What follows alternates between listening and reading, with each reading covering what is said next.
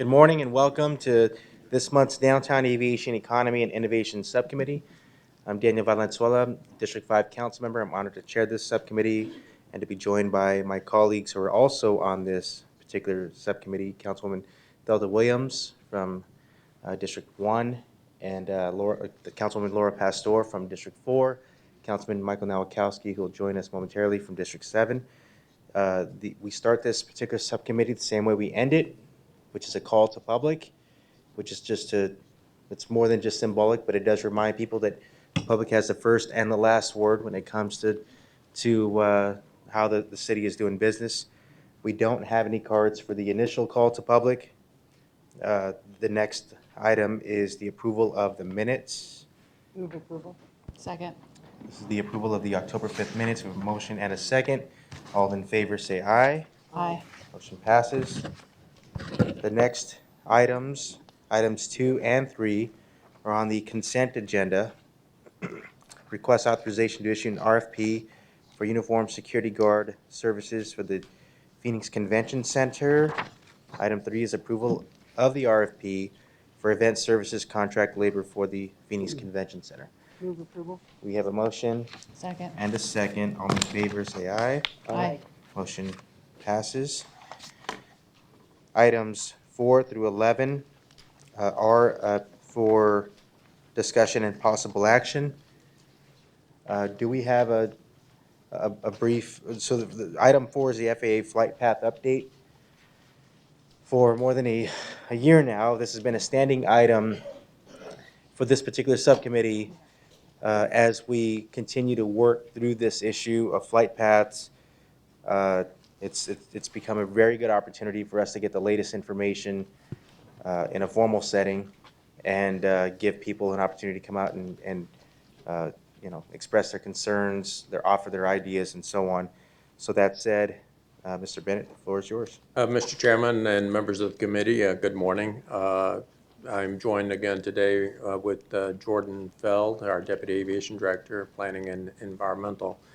It has been actually a somewhat active past 30 days with respect to the noise, so we appreciate the opportunity to update you on some of the activities that have been underway very recently, and I'll ask Jordan to review those with you. Thank you, Mr. Bennett, Mr. Chairman, members of the subcommittee. Want to quickly once again say thank you to Councilwoman Pastor and City of Tempe for both hosting community meetings for us within the last month. So again, really appreciate those opportunities to get that direct contact. Very quickly, two areas to update. One, on the lawsuit front, the DC Circuit Court is experiencing a little bit of a backlog right now. We'd hope to actually be having our oral arguments at this point. Looks like earliest that's going to be is first of the year, January timeframe at this point. So we'll continue to provide updates as soon as we know something specific there.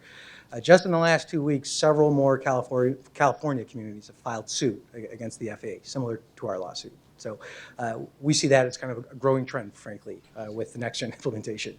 And finally, staff did respond this week to the FAA's follow-up questions about our request to reinitiate consultation under Section 106, the historic property analysis, which we feel like they completely undermodeled. And then finally, some industry notes. The FAA provides guidance to airports on public involvement. They recently updated their guidance after it was last updated in 1975. They drafted this guidance without involving airports.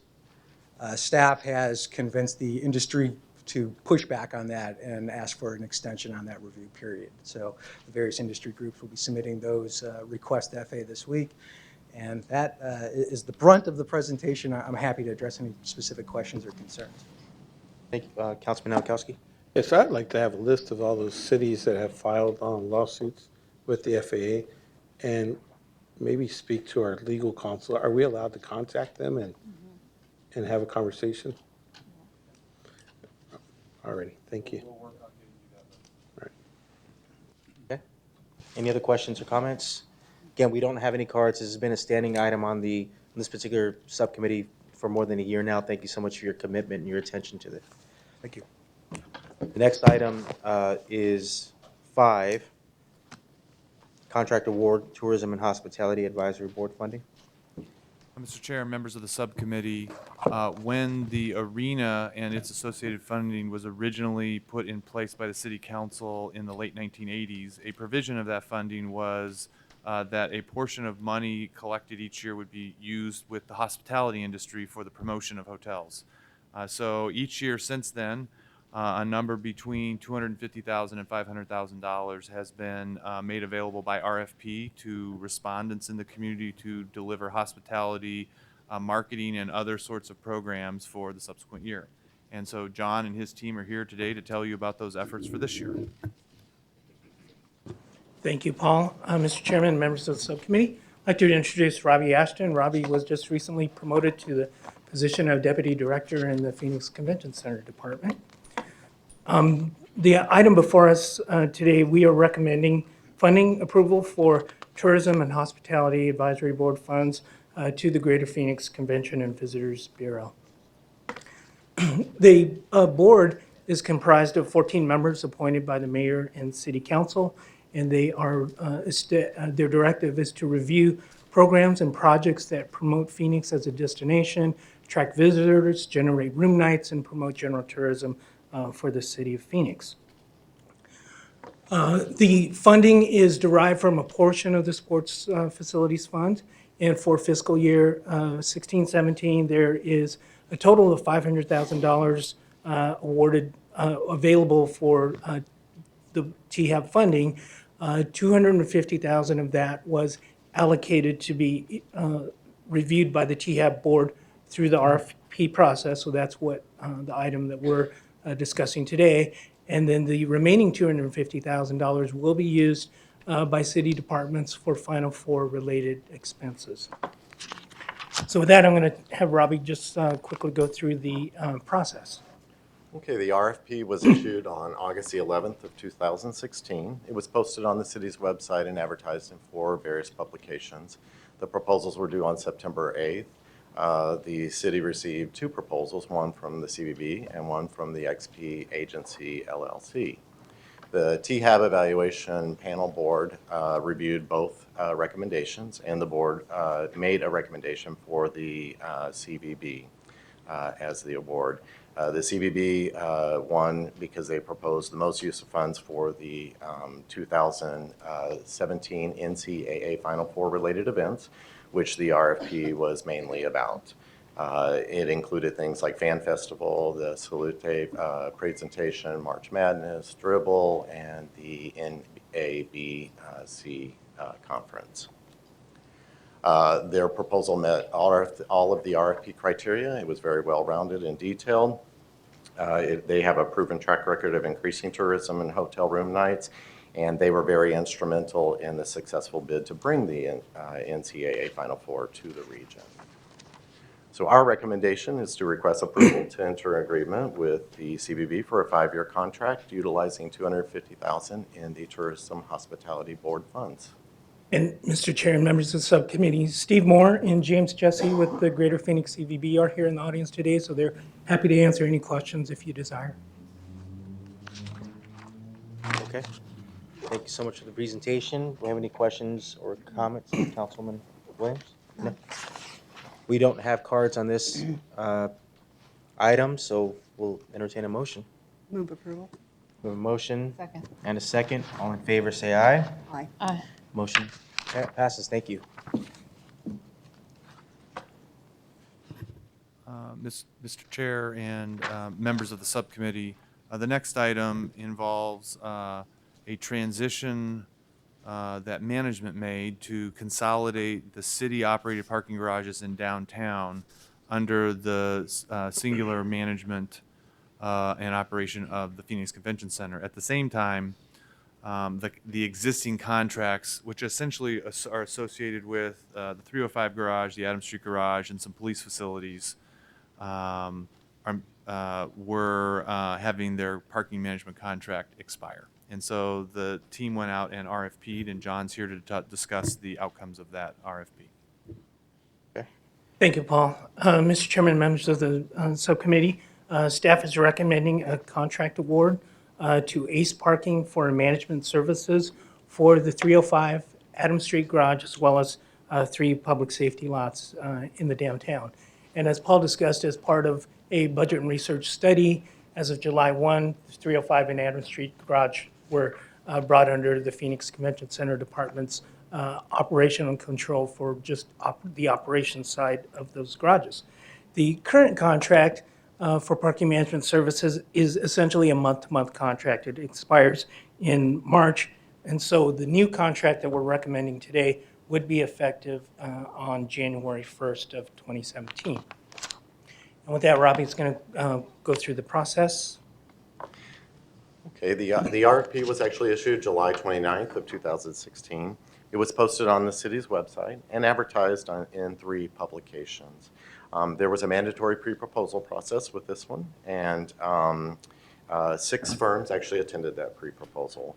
The proposals were due on August 30th. 5 proposals were received. 1 was deemed non-responsive. It didn't include some of the required documentation. The panel was made up of PCC staff, public works staff, and parking management for Arizona State University. There was a technical evaluation as well as an interview process, and the panel recommendation was to ACE Parking. They have a large presence in Phoenix. They have great customer service, hospitality standards, and they have a very experienced general manager, which is experienced with our work that we perform. The financial impact is it'll be approximately $750,000 per year. That's a management fee and a reimbursable expense. And that will include, as stated earlier, the 305 garage, the Adams Street garage, 3 public safety lots. It will also do downtown events, so this is something new that's part of the parking study, that we're trying to increase revenues through having better downtown parking for events. And it will also run the parking office, which handles the motor pool operations for the city, the employee monthly parking, and the employee carpool parking. So our recommendation is to request approval to enter an agreement with ACE Parking for a contract term of 18 months with 3 2-year extension options at the city's sole discretion. Okay, we have no cards on this item. Any questions or comments by my colleagues? Councilman Williams? What would be considered reimbursable expenses? So reimbursable expenses include items like, let me get this right for you. It is their salaries, wages, fringe benefits that are offered to their operating staff. So we pay them plus those expenses? So there's a base management fee, and then the reimbursables fluctuate based on how many hours of staff are utilized. So that's a reimbursable, but it's not a fixed number. That's correct. Yeah, and that a lot of that would be related to the new event activity that we're proposing. Is there a cap on that? There is a cap on the contract for the first 3 years. That's correct. After that, it will fluctuate based on the event activity. Thank you. Any other, Councilman Nowakowski? Thank you, Mr. Chair. I just really want to thank ACE Parking for everything you do within the community. A lot of times people don't really know how involved you are with our cleanups and what you do in downtown Phoenix, so thank you. And I think it's a great opportunity to do the event parking. That's one of the biggest things that are happening in downtown Phoenix. We're having more and more events and the lack of parking, so having that customer service and a good agency that gives back to the community, and I'll be supporting it. Thank you. Move approval. We have a motion second. and a second. All in favor, say aye. Aye. Motion carries. Thank you. Moving on to item 7. Mr. Chair and members of the subcommittee, this is an excellent program for a marketing partnership that the Convention Center has used profitably to help support with private dollars the operation of the Convention Center. And John's here to describe about a RFP that's been conducted. Thank you. Mr. Chair, members of the subcommittee, staff is recommending a 10-year contract with Pepsi-Cola Bottling Company for a exclusive pouring and beverage sponsorship contract at the Phoenix Convention Center. These exclusive pouring rights contracts are very common within our industry for a vendor to serve in that capacity. Staff issued an RFP. This is a revenue contract, so Robbie's going to talk a little bit about the process and then the revenue structure that will come to the city for that. Thank you. So the RFP for this was issued on June 17th of 2016. It again was posted on the city's website and advertised in 5 publications. The proposals were due on August the 2nd. 2 proposals were received. One proposal was deemed non-responsive. It showed up late. And the department began negotiations with Pepsi. As part of those negotiations, we can talk about the revenue terms. So for years 1 through 5, the department will receive approximately $795,000. And for years 6 through 10, they will receive approximately $825,000. This is for sponsorship and pouring rights and sales commissions as well. So the total amount that we will receive is $1.6 million over those 10 years. So our recommendation is to request approval to enter into an agreement with Pepsi for a 5-year contract with 1 5-year extension option. Questions or comments? Again, no cards on this particular item. I can make a motion to approve. Second. With a motion and a second, all in favor say aye. Aye. I have a comment. I just really want to thank Pepsi because during the Super Bowl, they gave out $350,000 in scholarships to Hispanic students to go to any 3 of our universities in the state of Arizona. So those are the type of partnerships that we look for in the city of Phoenix that give back. So once again, thank you, Pepsi, for everything you do. And we got the Phoenix Final Four, so maybe you could top that, right? Thank you. Thank you for the comment. This motion passes. Thank you so much. Item 8, downtown alley improvements, including implementing an alley activation pilot program and alley abandonment process improvements. Mr. Chair, members of the subcommittee, you heard the first batch of information on this subject at last meeting, and Alan and his staff are here to bring you a recommendation. Good morning, Councilman Valenzuela, members of the subcommittee. I have with me Ms. Sandy Hoffman, who's the Deputy Director over the Planning Division within the department. We have a similar presentation we presented last month, so we'll go through it fairly quickly and let us know if you have any questions. The Downtown Alley Study Group was put in place to look at how we can work with our alleys to make sure that there is a process that looks at alleys not just from the utility standpoint, but what can happen in them in terms of alley activation, what could happen if some alleys were preserved to ensure that some of the back of the house items don't come out onto the street and impact the pedestrian environment, the bikes, the walking, the transportation options that we're trying to promote with multimodal downtown to ensure that we do like other large cities do and look at alleys as not just a utility resource, but also in other veins as well, because there are some interesting things you can do with alleys that aren't the traditional things that you see in some of the pictures here above you. So this alley study group was put together. We had a large group of folks that were very representative. Downtown Voices was represented, Downtown Phoenix Partnership. We had commercial real estate folks and Mike Lieb were on there. We also had a number of city staff that were involved from the mayor's office, from Public Works, Water Services, Street Transportation Department who helped us all put this together. So this is a pilot program regarding alley activation and the alley abandonment process within downtown only. And so this is something that does not take full council approval because it's staff changing the policy requirements that we administer as part of this effort. And so we are here asking for council or for the subcommittee to recommend approval of this, and we'll begin implementation of the pilot program and see how that goes. You see the boundaries are North McDowell, South Sherman Buckeye, East 7th Street, and West 7th Avenue. With that, I will turn over to Ms. Hoffman, who's going to go through the specifics of the activation and the abandonment process improvements. Good morning. There are 2 types of activations. There's minor and medium. The minor is basically focused on safety, aesthetics, and cleanliness. The scope of work for the minor would include things such as murals, temporary seating, and potted plants.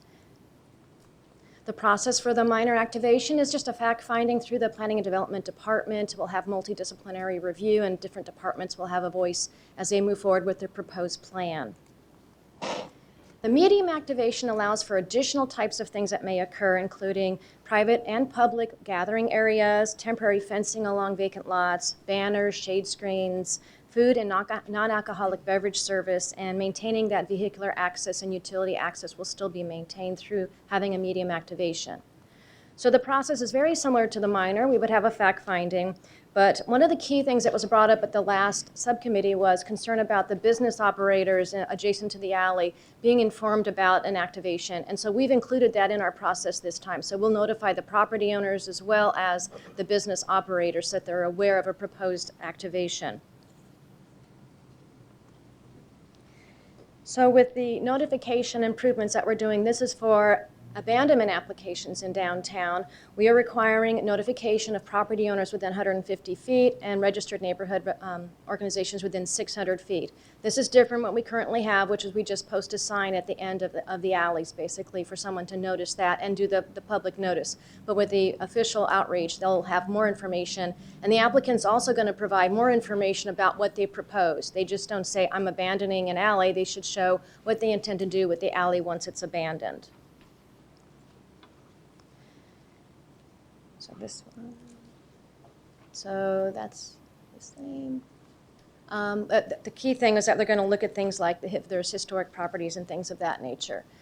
The other improvements we're doing for the alley abandonments is that we're having the abandonment hearing officer do findings of fact, where we do this similar to zoning adjustment hearings and even rezoning cases. Staff do an evaluation of a proposal. The hearing officer in this case would do that for a proposed abandonment and give a rationale as to why they're proposing what decision that they are making. They also have some mitigating factors that the Downtown Alley Study Group provided, so they need to look at some elements that they can try to do to try to address concerns. And so that could come out into forms of where you have more public plaza areas or something that's being offered to provide a public benefit in exchange for doing the abandonment for the alley. So staff recommends that the Downtown Aviation Economy and Innovation Subcommittee approve the proposed Downtown Alley Activation Pilot Program and the Downtown Alley Abandonment Process improvements. Thank you. I do have one card. Steve Dreisison.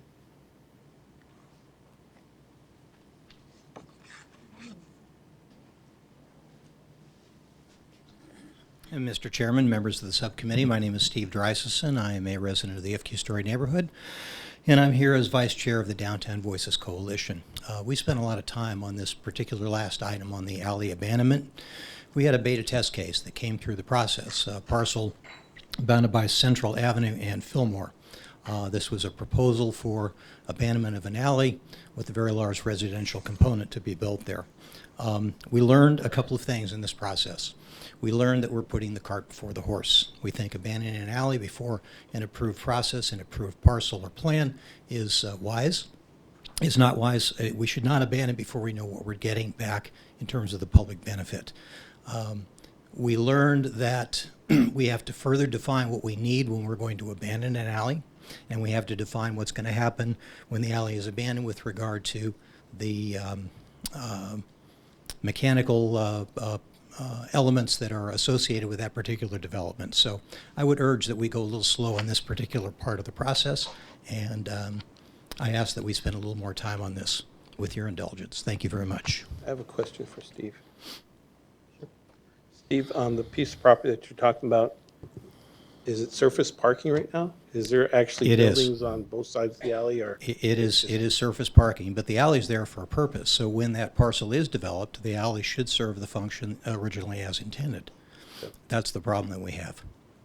The other problem that we have is the give back. The square footage on a one-for-one basis. In this particular case, the idea was to have a quote-unquote plaza around the perimeter of the particular project.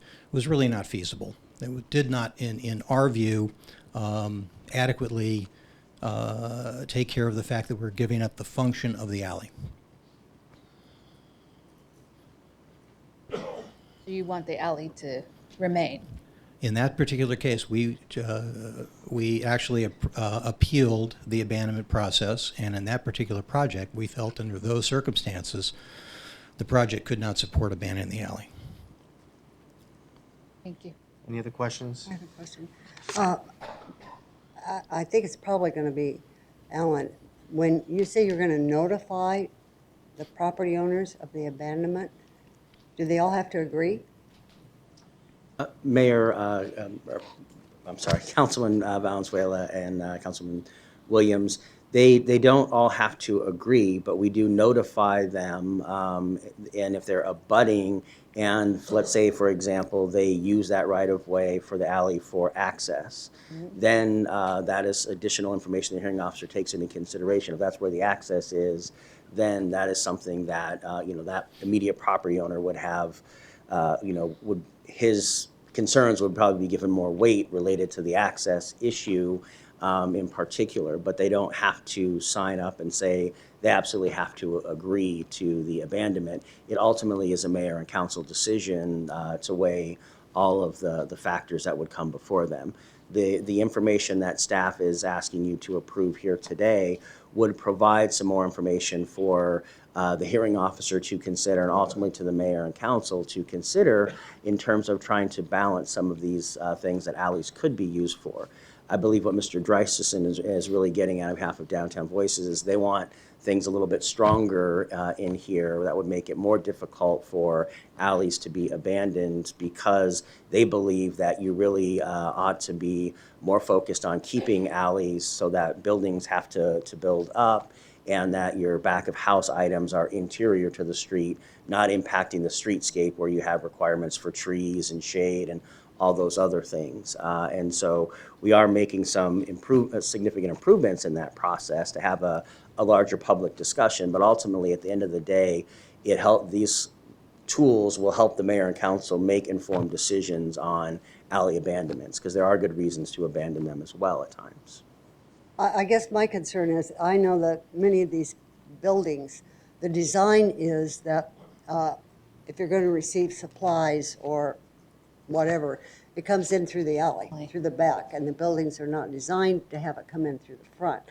And it could impact a small business, well, any business, and I have some concerns about that.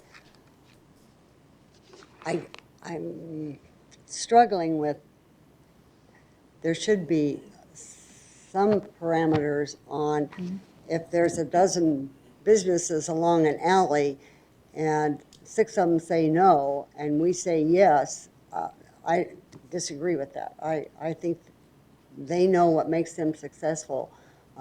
Doesn't mean the council knows what makes them successful and what's beautiful and functional, because they serve a purpose. And I guess I'm really concerned on taking this forward without some type of better structure and limitations on how we proceed on this.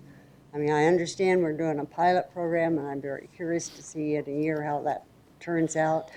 But in that year, I don't want to hear people coming back and tell us how it negatively impacted their business or interrupted traffic on the streets when they had to get a delivery or whatever, especially when we're changing the streets in downtown.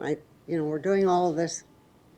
I'm not sure we're doing it in a coordinated fashion that really enhances our businesses, because we want them to be successful. You're not going to have people down here, you're not going to have people enjoying the alleys if you don't have successful businesses. And I'm not confident how many businesses we've had involved in this dialogue.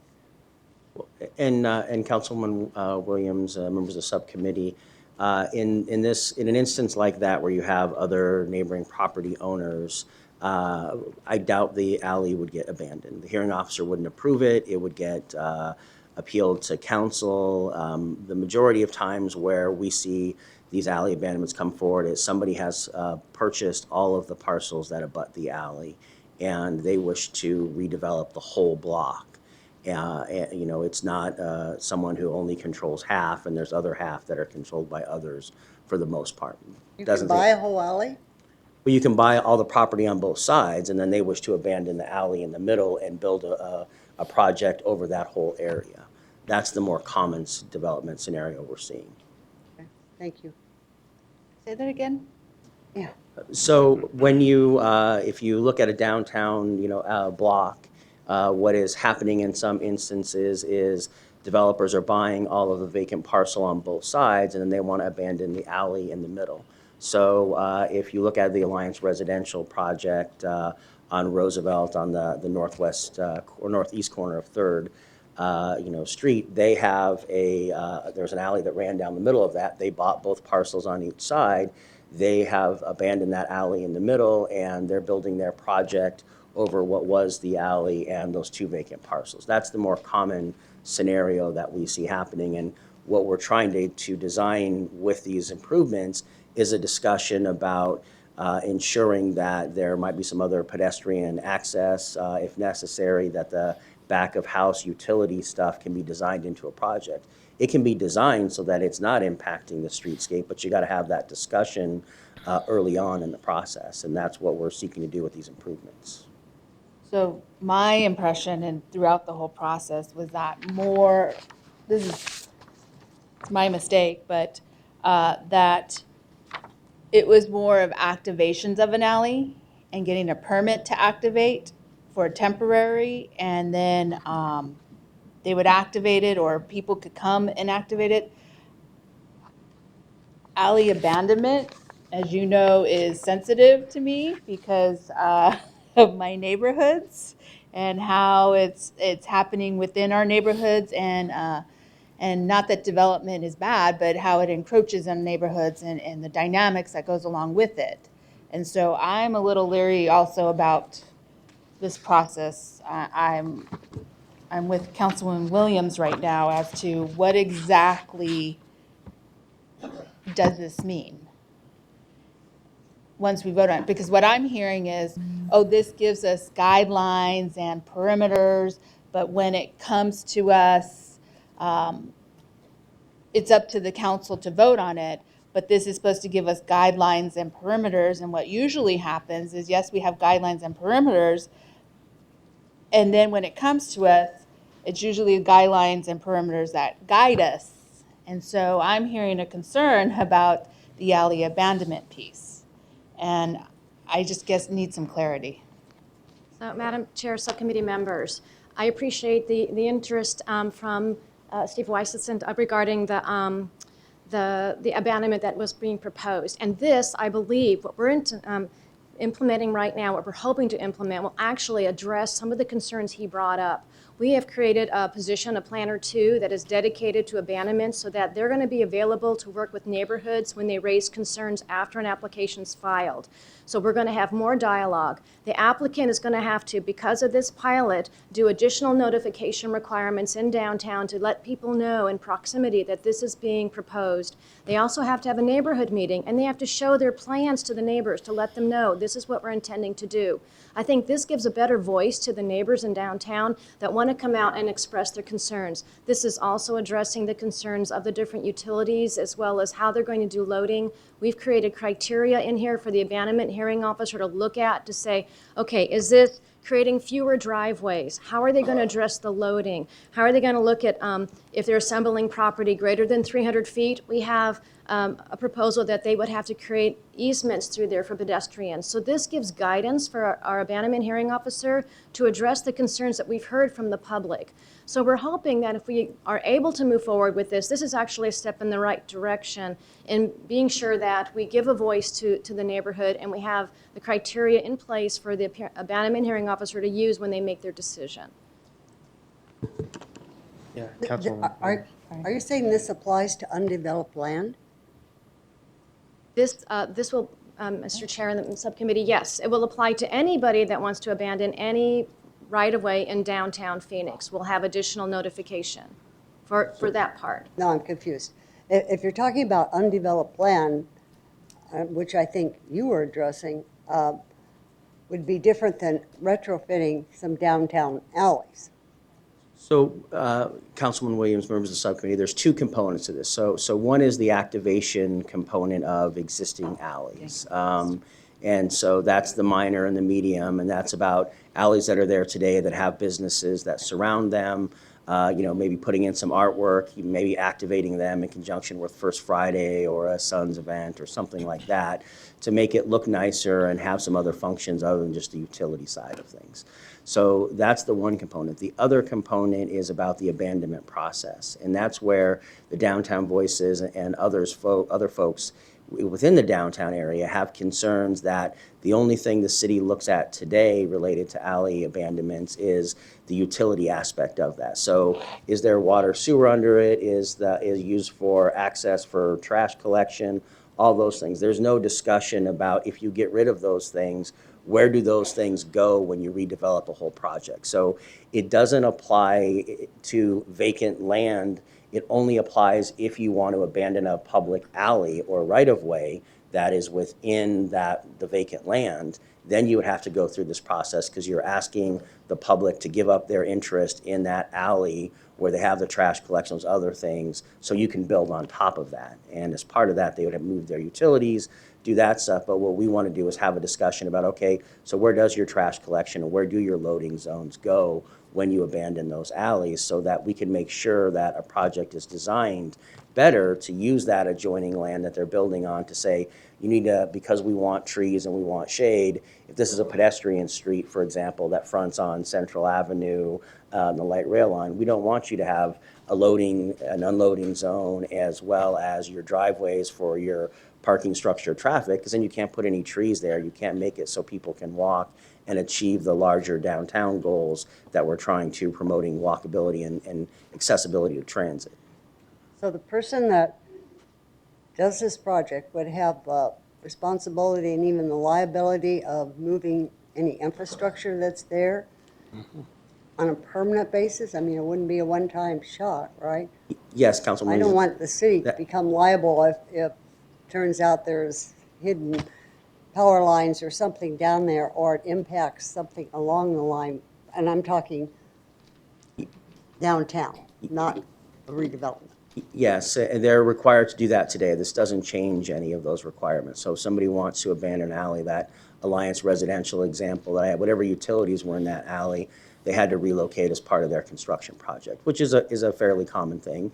It's expensive, so sometimes if there's not a viable need for it, they don't want to do it, so they will leave it in place and not build over the top of that. They'll use it as parking or open space, those kinds of things, so they don't have to move the utilities. But it's entirely on their nickel, and they have to meet all the city requirements to make that happen. And when you say they have to notify the neighbors, who are the neighbors if it's a... So it's all property owners within 150 feet, as well as any neighborhood associations that are registered with the city within 600 feet. So those are the proposed requirements. Today, they would just notify the adjoining property owner. So if there was an adjoining property owner, they would get notice about it if they abutted the alley. So if it's a building next door with 100 condos individually owned, they'd have to notify all of them? The property owner, so they would notify the condo association, and it would be up to the condo association to disseminate the information to the individual, unit owners. Thank you. Thank you, Council Chairman. I'm one of the representatives of downtown, and this was something that we asked for. Over the years, the downtown alleys have been a debate, either to keep them, not to keep them, how to activate them. We've been getting calls about activities going on in the alley with our police department sending them down. We have homeless, we have drug dealing, we have all kinds of things happening within our alleys. So we asked for some type of study to go out there and look at best practices throughout the country. I went to Sacramento and looked at how they activated their alleys. And basically, they've created restaurants, wine bars, and all kinds of boutiques within their alleys that turned out to be nice. It used to be a place where people were afraid to walk by, and now they're activated. There's life in the alleys, and they came back to life. So that was one component of it. The other component we were getting complaints about is, what do you do with these super blocks?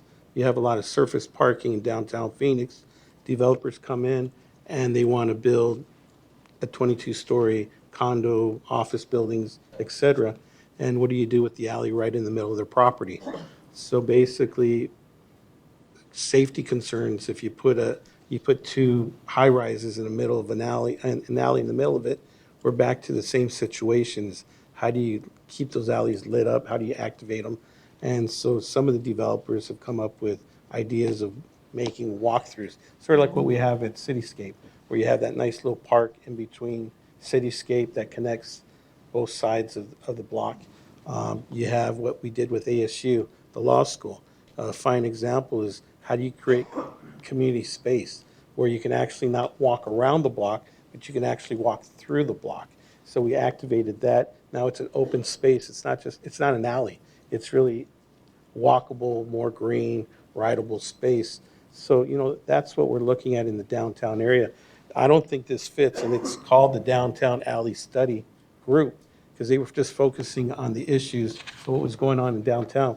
I can see the concerns that my colleagues have that don't represent the downtown area, because I have parts outside the downtown area where my neighbors would say, hold on, you're not going to abandon our alleys. Now, this is really a study for downtown, where if you see the growth, over 5,000 units of housing that are coming down. ASU, U of A continues to grow, and we're attracting all these businesses. And now we have a super block, which is that block 23, where we have a Fry store going in there. And there's not going to be an alley there, but it's going to be activated. It's going to be some common space for people to use. So I think downtown is different. So I know some of my colleagues' concerns about, it's not all alleys, but we're talking about downtown right now. And I think that this is something that's really needed as a council member representing downtown. When you have an activation of a surface parking, that's a whole city block, and forcing a developer to actually just put in an alley that creates a dark space or a service road that's not going to be activated at nighttime, bad elements can happen there. So I believe bringing the community together, as long as everyone that lives within 150 feet from the project agrees, that we create a nice space, something that people can enjoy and makes downtown a funky, cool place to live, right? So I'll be supporting it. You are supporting it. So I think there's two different issues. I think the one is activation, which I think all of us agree on the activation. The second issue is the alley abandonment and creating that super block. So I'm just going to use the example Central and Fillmore. Central and Fillmore, there's an alley that connects from Central and Fillmore that takes us all the way down to Roosevelt. And on those blocks, we have different establishments that butt up to the alley that you can enter in from the alley. So I think that's really what the issue is does that alleyway have connectivity? Could it be designed, that large piece of space, be designed where the connectivity can continue? Or is there another way to connect the streets with a large development? So I think that's really what's coming into play with the alley abandonment. Because we already have established alleys where they're already established and built. It's a matter of how do we activate that space into a positive and make it beautiful and make it where people want to go and vibrant. And I think that's just where the two different discussions we're having. Am I getting that clear? Yes. Okay. Councilwoman Pastor, the map on the screen here, it's a little bit washed out with the light, but the study group did look at those alleys that have connectivity and tried to ensure and maintain that that is something the hearing officer would look at, so that we would have the hearing officer look at, is there a viable alley here and that connectivity should be maintained, or is it an alley that's already been abandoned and there's one small portion that's left? In those cases where there's one small portion that's left, then the alley's not serving a connectivity function. It's really serving, not to do a whole lot if it doesn't connect, so there's no trash service or anything. It would then be something that would be probably easier to get abandoned because it doesn't show up as providing that larger connectivity. So that is an issue that we looked at as part of this effort. And so what I'm hearing from you there is, in this language, this is what helps guide that conversation and drive that conversation, or at Correct, least yeah. have some guidance to it. Correct, Councilman Messer. It has the guidance that ultimately gets appealed to the mayor and council if the sides disagree, so that you can have that discussion about connectivity and whether or not it's viable in that particular instance. And Alan, there's some safeguards in there too, right? These still have to go through the village? So the alley abandonment process does not go through the village planning committee. So There's what an- safeguards would there be? There's a alley abandonment hearing officer, and then that appeal goes to the city council. And so what we are trying to do with these improvements is give that hearing officer more information from the public's perspective on what they would like to see. They'll get information from a property owner when they file an abandonment as part of their application. And then the notice process will have folks be able to come and attend those public meetings to have that discussion and try and work out all the issues so that we don't have, alley abandonments get appealed directly to council, land on your guys' doorstep without any real thoughtful discussion about the public. It just shows up from a hearing officer saying, is this used for, a utility? Is this used for street connectivity? And if all those utilities say they're okay, then it gets approved. And that's what the community is really gets upset about, is there's no other discussion about these other facets of alleys. And the last question is, one of the things I've seen in other cities that activated their alleys is the whole permitting of alcohol, like wine bars, and people like to have a drink with their meal in the evenings. Is that a part of this process, maybe having a temporary liquor license or allowing somebody to have a liquor license in those areas? Yeah, so Councilman Nowakowski, members of the subcommittee, they could get a special event liquor license to extend, if they're like a restaurant or bar and they have an outdoor patio, they could get a special event liquor license that would allow them to extend, similar to what they do today when they have special events, where it's, St. Patrick's Day and Seamus McCaffrey's takes over a portion of the street. They get a special event liquor license to allow that to happen. They would have to do that on an individual basis. Today to make that happen, that is something that we looked at as part of this study group to figure out, is there a way that we could just do that permanently?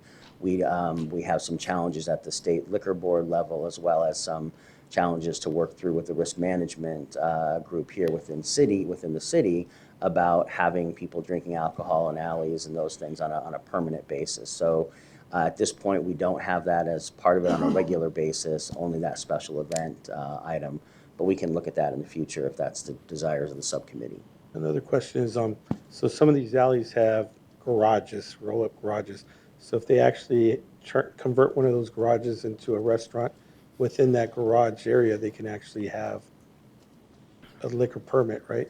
What you're saying is that they can't extend it into the alley, like if they have a patio or something like that. Councilman Okowski, that's correct. Inside their building, they could still do their normal restaurant alcohol serving functions. I do want to extend a courtesy, Mr. Dreisson. You've been standing there for 25 minutes. But do you have another comment? Yes, Mr. Chairman. Thank you very much, and members of the subcommittee. I appreciate the airing of this particular item. I'm here in support of the activation for sure. The concept and concern that I'm here addressing is the abandonment process. We learned through this most recent experience with Central and Fillmore, we applied the proposed policy to that experience, and we learned that there are some challenges still. We're putting the cart before the horse if we allow the abandonment officer to abandon the property, and then we try to determine what we're going to do to define a plaza, et cetera. And my real concern is when we talk about the study group having signed off on this. 3 members of the study group participated in the appeal. They felt so strongly about this process. So we feel strongly that we need to flesh this out fully. We ask staff to continue to participate as they have, and I'm hoping that all parties will continue to listen. We want the best for downtown. I thank you for your indulgence. Thank you, sir. Okay, any other questions or comments from my colleagues? Councilwoman Pastor? In the alley abandonment, I would like to at least see at least 2 neighborhood meetings. I don't know if that's. So the switch is at least one neighborhood meeting must be held to explain the Explain. abandonment you want to switch that to 2. Yes, Okay. Who sends that notice? I'm assuming. Planning sends the notice? Madam Councilwoman Pastor, no, we make the applicant send the Okay. notice. We do require verification of that notice, and we're happy to do 2. And if the subcommittee desires, we can come back in a year and kind of report on how this works. I think the challenge that Mr. Dreisen brought up is it's one that would get worked out as an application goes through. So to throw the baby out with the bathwater because they weren't happy with that one particular proposal coming forward is why they appealed it. But the teeth and the dialogue that was had because of this policy being potentially out there, because the applicant was given this to try and address, they didn't address it in a manner that was satisfactory to that group, but it was to a number of folks. There were several issues with that project, but it was something that I think if that project was still going forward, they would have been working along with staff to address more of those issues to get to a comfort level with the community. So hopefully they would be able to come back and say, now we are comfortable with the public space that they're proposing on the corner now, the size and those other things. We are comfortable with how they are tackling the back of house issues and designing it inside the project. There are design ways to get there, but it is critical to have that discussion up front when you're abandoning the alley, but then be able to find a way to stipulate what has to happen so that someone can design a project. Because if you try and say you can't actually design a project until you and abandon an alley until you much later on in the process, that's going to cause a significant problems from an economic development standpoint because you won't know what your floor plate you're going to get, how you're going to be able to design things. You have to kind of have that dialogue around the same time, but it can't be directly married together. So what I'm hearing and how I'm going to relate it to is historic preservation. So it's about having that dialogue up front and understanding what all the stipulations or guidelines are, and to be able to have the dialogue with the developer at the front end and the community at the front end before it even starts to kind of begin the process. That's what I'm hearing. Correct. So Okay. before it gets to the Okay. abandonment Yeah. hearing officer, they've had those discussions. They've tried to work it out. The developers tried to address the concerns. Then the hearing officer can take those concerns into consideration, make a decision. That decision is then ultimately appealable to council with the finding of facts as to why they support it or didn't support it for the council to then make an informed decision. Okay. Thank you. Okay. And I do like the idea of this coming back so that we can see how it's working and work out whatever issues are found. Okay, any other questions or comments from my colleagues? Do we have you know what, I would be happy with, I personally would be fine with continuing it, but, I mean, if you feel strongly enough to make a motion. I like to make a motion making sure that there's 2 community meetings to make sure that there's some safeguards and go along with staff's recommendation of abandoning the alley and also the activation of the alleys. Mr. Chair, is it possible to approve this for 1 year and then have the pilot projects come back and we can review it? Councilman Williams, member of the subcommittee, that, yes, because it's a pilot program, if that's the desires of the subcommittee, it can be a 1-year pilot, and we have to come back to seek authorization to move forward after that. Is that? So I'll ask the motion maker if that is Absolutely. okay to work that into the motion. So this is the approval for 1 year. We'll see it back. I'll second. A motion and a second. Any further discussion? Hearing none. We'll vote. All in favor, say aye. Aye. Motion passes. Thank you. Thank you, Mr. Dreisen, for your comments. Okay, we will move on to the next item. Mr. Chair, members of the subcommittee, we have some exciting events on the horizon. Just a few years ago, We bid on, as a community, to attract the Final Four basketball tournament for the NCAA, and we're successful. And so we have a full team here to tell you all about what you should expect to see coming up and how the community can engage and how we're going to ensure that it's both a fun, activated, and safe set of events coming up here in late March, first week of April. So with that, I'll turn it over to John Chan. He'll introduce the rest of the team. Thank you, Paul. Mr. Chairman, members of the subcommittee, we are indeed very excited to be here. We are 150 days away from hosting the NCAA Men's Final Four here in the city of Phoenix and in the region. The city team has been very busy working closely with the NCAA staff as well as the Phoenix Local Organizing Committee. And as we head into the end of the calendar year, I wanted to update you on some of our planning efforts. I'd like to introduce some members of our team. So first of all, Don Rogers is the Executive Officer of the Phoenix Local Organizing Committee, who we've been working very closely with. Roxanne Favors, who handles city major events at the Convention Center. Commander Jeff Alexander and Deputy Chief Scott Walker are very much involved in our public safety coordination.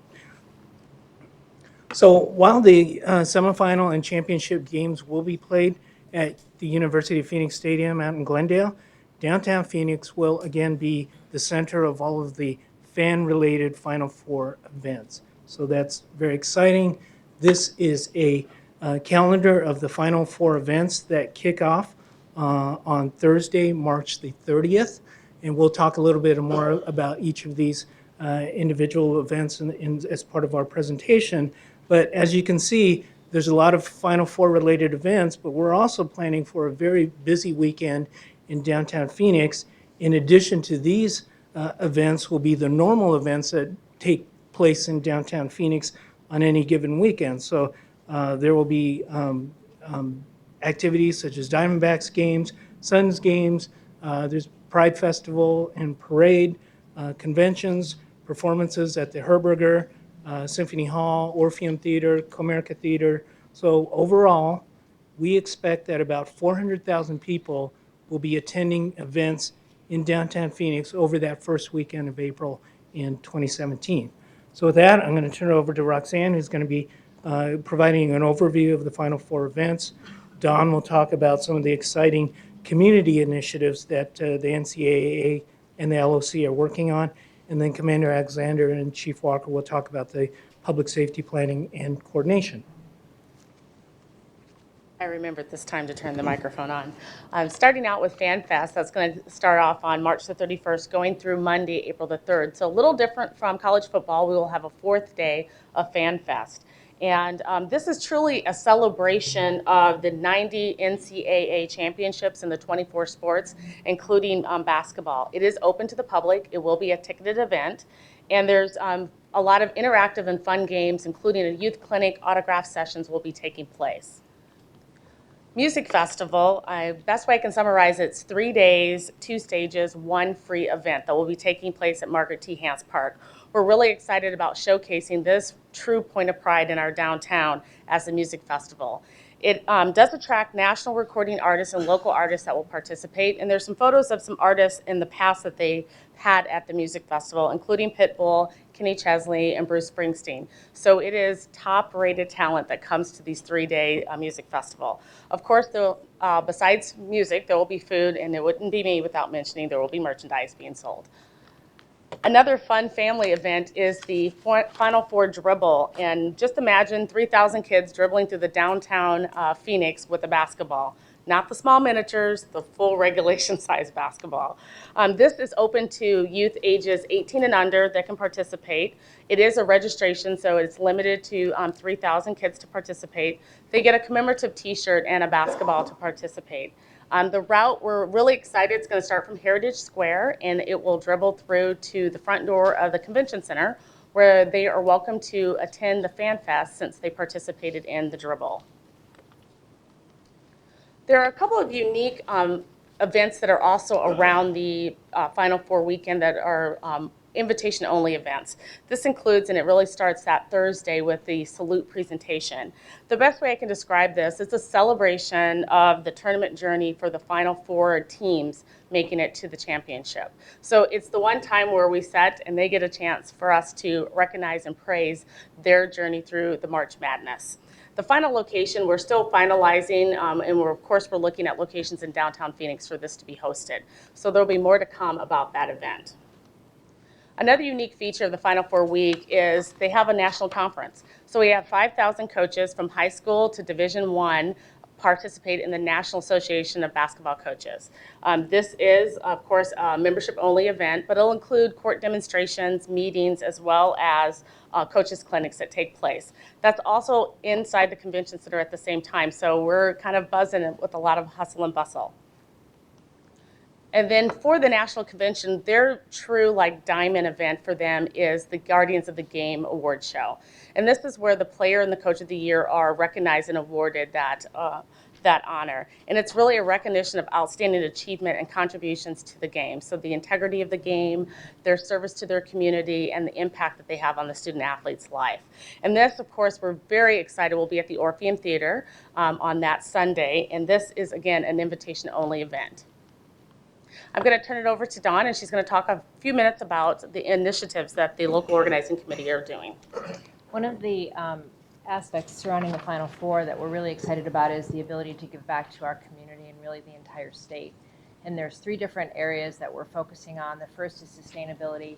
We'd like to follow the trend of our last 2 major events here in the city by having zero waste, by looking at different energy offsets, about educating our community, and leaving a legacy moving forward to other cities with a sustainability playbook that we're really excited about. We'll have the bike valet at the Fan Fest and Music Fest, and we're working with Grid Bikes to have more bikes downtown. So really talking to the fans that come in to move like a local and use the Valley Metro, ride the light rail, and be able to get around with a smaller carbon footprint.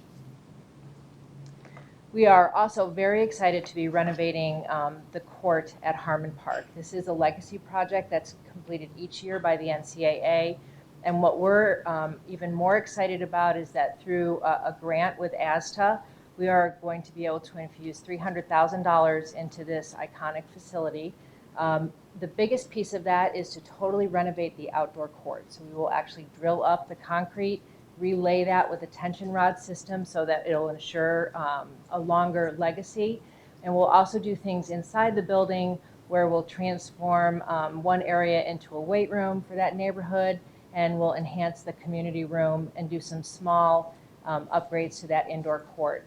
It also includes the adjacent library where we'll be adding a treadmill to be part of their FIT program where you can read and walk at the same time. And so we're really excited about that project, which will be started in 2 weeks. And last, and probably our broadest initiative, is that we are doing a program called Read to the Final Four. We've invited every 3rd grader across the entire state of Arizona to enroll in this free program that allows them to read books digitally online.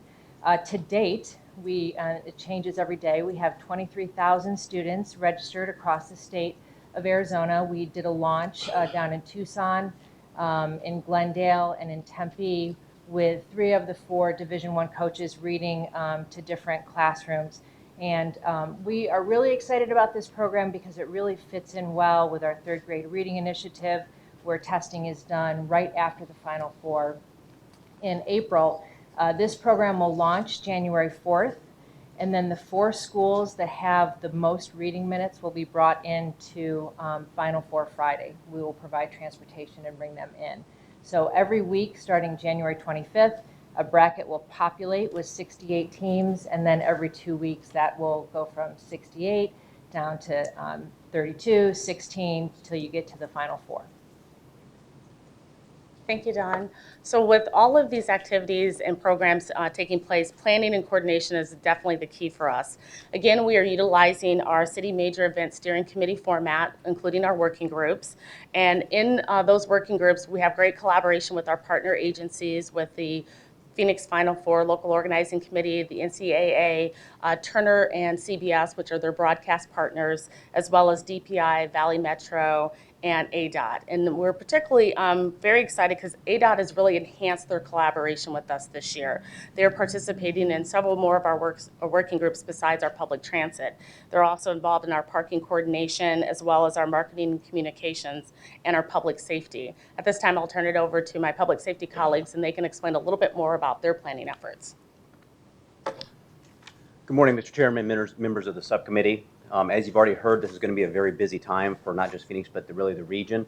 Because of that, we'll be using our regional planning process. We've actually already started that process with our regular meeting schedule, bringing in all of our partners throughout the region to ensure public safety across the valley. This is the same process we've used for the college football playoffs, the Super Bowl, that has really made it, it's our hallmark. It's really allowed us to be successful and why more venues want to come into the city of Phoenix. I'll just highlight the parts of that concern you. This really is a three-part meeting scheduled each month. It's our executive advisory committee. This is where we bring in our policy level people, fire chiefs, police chiefs, director level. They come in, they hear exactly where the event is at as far as venues, as far as what's going on throughout the region. They're briefed up on our plans at that point, and then this allows them to feed back to us any concerns or questions that they might have. And we take that to our core planning group, which is our second meeting of the month. This is where the work is being done of collaborating and coordinating the information that we're receiving from the LOC or for NCAA Turner, and everybody is connected throughout the region at that meeting. And then our final meeting of the month is the resource working group. And this really is a foundation of our success. Something we've created here. This allows us to group and pool resources throughout the region together so that we can capitalize and use those the most efficient way possible. We may have a use for them in Phoenix in the morning, maybe in Glendale in the afternoon, and back in Phoenix in the evening. So it allows us those resources to move, and we plan those moves throughout the event of those 4 days. And that really is one of our keys to our success. But specifically, as far as the city of Phoenix, how we'll keep the city safe and the calls for service that we routinely see is we'll be activating our Emergency Operations Center. We will have our All Hazards Incident Management Team. This is our unified command approach with fire and PD. And we bring in our city departments, our strategic partners are all in one location. So if something happens, we can react quickly to it. We have transit there. We have all the city departments. Whatever the need might be, they can react and help us successfully mitigate that, really. This ELC is located down at 2425 West Lower Buckeye. Our operational period right now is going to be March 30th through April 4th. Tentatively, it'll be noon to probably about midnight, but those hours, as we get closer to the event and find out exactly when it needs to be, will be adjusted accordingly. As far as just the structure of that, what we use for that is our incident command structure is really, as I said, it's unified between PD and fire. On the fire side, I'll kind of briefly go over that. One of the unique parts of this venue this year is going to be we actually have not just the downtown area, but we also have the Hance Park. So we've got a lot of activations around the convention center. We'll have connectivity between 2nd and 3rd Street, and then we'll have the Hance Park area. So we'll break that down accordingly. Our model is scalable, so that does not cause us any issues or concerns. It just grows as it needs to accordingly. So we'll have our fire, EMS, and rescue branches identified in those areas, and then we'll have our hazmat branch will be set up. They'll be covering the entire downtown area, and monitoring for any type of hazardous materials, any CBRN type issues or questions. Very proactive approach to that, ready to respond accordingly if any of those needs or anything may arise. And then our fire prevention group also. That's important because they're making sure our life safety as far as occupancy loads, as far as ingress and egress in and out of the events is maintained and ensured throughout the event. So that's the part that we'll have on the fire side. Unless there's other questions or any questions from you, I'll have Commander Alexander brief you on the PD side. Mr. Chairman, members of the subcommittee, thank you for having us this morning. For the law enforcement side, on our operational plan, as far as our incident management team is built out, you can see the aviation, law enforcement, and hotel branches listed. Currently, we have assigned venue managers to each one of the event spaces that will be taking place in the city of Phoenix. Those venue managers are working with the NCAA and Turner to build out an organizational and operation plan for the 4-day period to make sure it's a safe and inviting and fun event for everybody that attends. Our operational plans will be done by the end of November. We will begin staffing them immediately after that and have our plans in place well before the event. That is the goal. Along with the incident management team that we will have in the city of Phoenix, other cities in the valley that are hosting events will also stand up their incident management teams. Utilizing the structure that we've done for college football and the Super Bowl, we will be standing up our multi-agency coordination center that will be housed in the EOC alongside with the Phoenix IMT. What that allows us to do is provide regional resources to every IMT throughout the valley and every operation that's going on throughout the valley to support all of those entities. We have strategic partners in the MAC, from private entities, the feds, state, local, all supporting, as I said, IMTs throughout the valley during that time frame.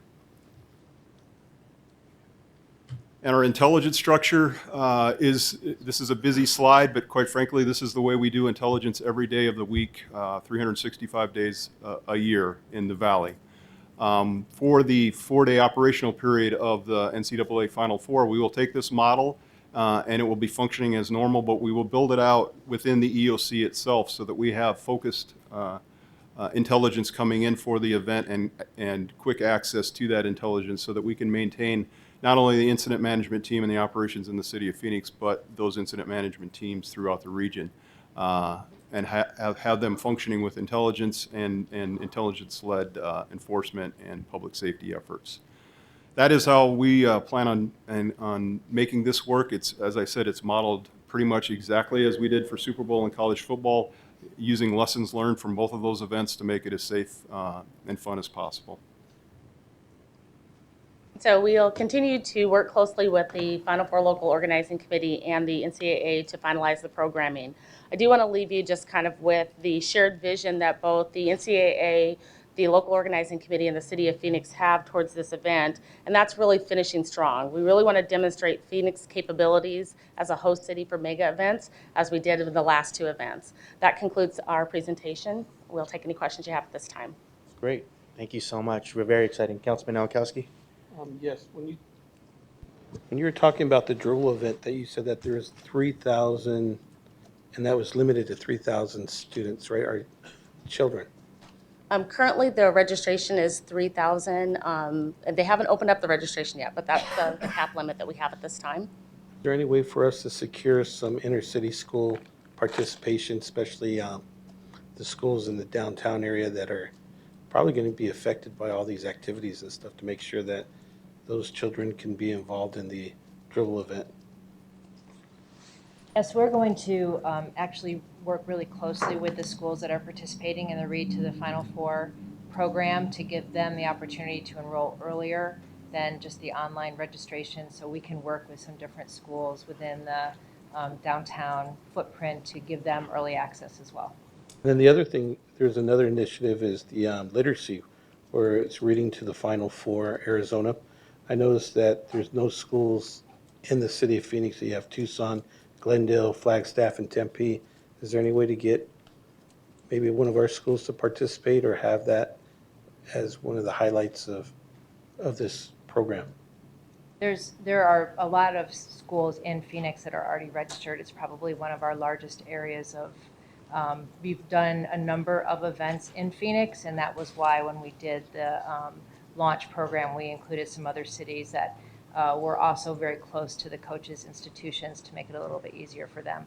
But we've done, when we did the backpack distribution that Councilwoman Pastor was part of, and several of the events that we've done at Harmon Park, we've been able to highlight Phoenix.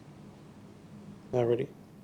But can I get a list of maybe some of the schools, especially within the Phoenix Elementary School District and also in the South Phoenix also, if we can actually make sure that the Roosevelt, the Levine, and also Phoenix L can be involved in some way. I just want to make sure that they're getting the information and that we can make sure that we get some participation from those students, if they're not involved. Yeah, so we will absolutely get you a list. We are working very actively with Read On Arizona. And so actually every school in the state of Arizona will be contacted. I know personally that the Roosevelt School District is very involved. And, we're working with all the schools to urge them to enroll. So we'll get you an up-to-date list. All righty, thank you. Any other comments, questions? I had the opportunity to see up close and personal and doing the other job to see the public safety component work as being part of that for the Glendale Fire Department, but working closely. And I don't think people realize just how impressive that operation is, that all of our agencies are working together throughout the entire valley to make sure that things run off as smoothly and as safely as they do. And so, and what I've been impressed with since the very first Super Bowl, just seeing just how much more efficient and better it gets. I noticed on the slide that cyber is now one of the components, which I don't remember us ever talking about that when we had the first Super Bowl here a few years ago, but that's incredibly important. And of course, you know, our Phoenix Fire and Phoenix PD have been ahead of that curve, I think even nationally. I mean, when I'm in DC and when we're meeting with some of the federal government there and with FEMA, and we're able to talk about the fact that, you know, we're ahead of the curve. We're trying to be ahead of the curve when it comes to things like cybersecurity. It's, you know, I think it's important. So thank you so much, Chief and Commander, for helping to lead that effort. You know, Ms. Favors, thank you so much for your leadership, and John. And I think this is important. It's an important opportunity for us to highlight the city of Phoenix. Yes, it's a regional program, but people think of Phoenix and they think of the region. And with all due respect to, you know, to others who may not see it that way, but the fact of the matter is, it is a regional effort. It is the Phoenix region. So that said, you know, I would love to see things like not only Read On Arizona, but Read On Phoenix. I'd love to see things like Reimagine Phoenix when it comes to all of the sustainability efforts, the recycling efforts that people are going to see in downtown Phoenix. You can have 3,000 kids dribbling a ball. I'd love to see that tied into Fit Phoenix. I think people need to see all of the tourists, all of the, and frankly, people who live here in the valley need to see some of these programs that the city of Phoenix has led on, and people need to look around and, you know, when the Final Four goes, we still have a program called Read On Phoenix that is totally focused on getting kids at reading level by the 3rd grade. We still have programs like Reimagine Phoenix with a goal, you know, sustainability goals, and of course Fit Phoenix. We want to be the healthiest city we can possibly be. But those are just examples, and those are branding examples that we are working on internally. Our colleagues internally have been working on, and I think it's a really good opportunity for us to tie those local brands into something as big as the Final Four. So that would just be a thought as we move forward as well.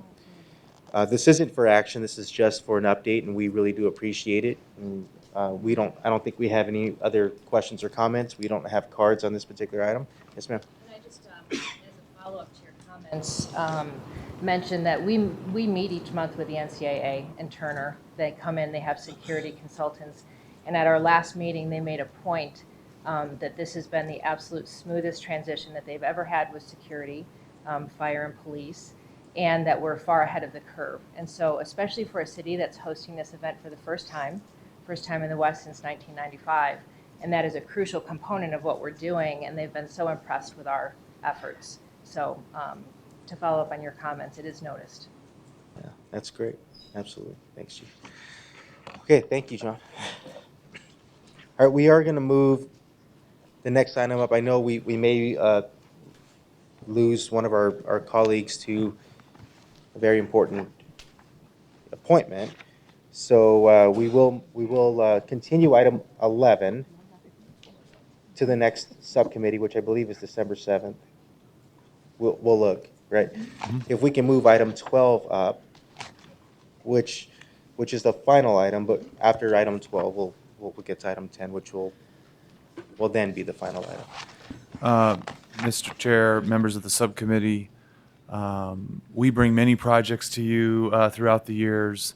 It's not often that we bring a project to you of scale that is at 80 or more acres at a central point entering into one of our planning villages on light rail, on a unique invested asset like the Rio Salado.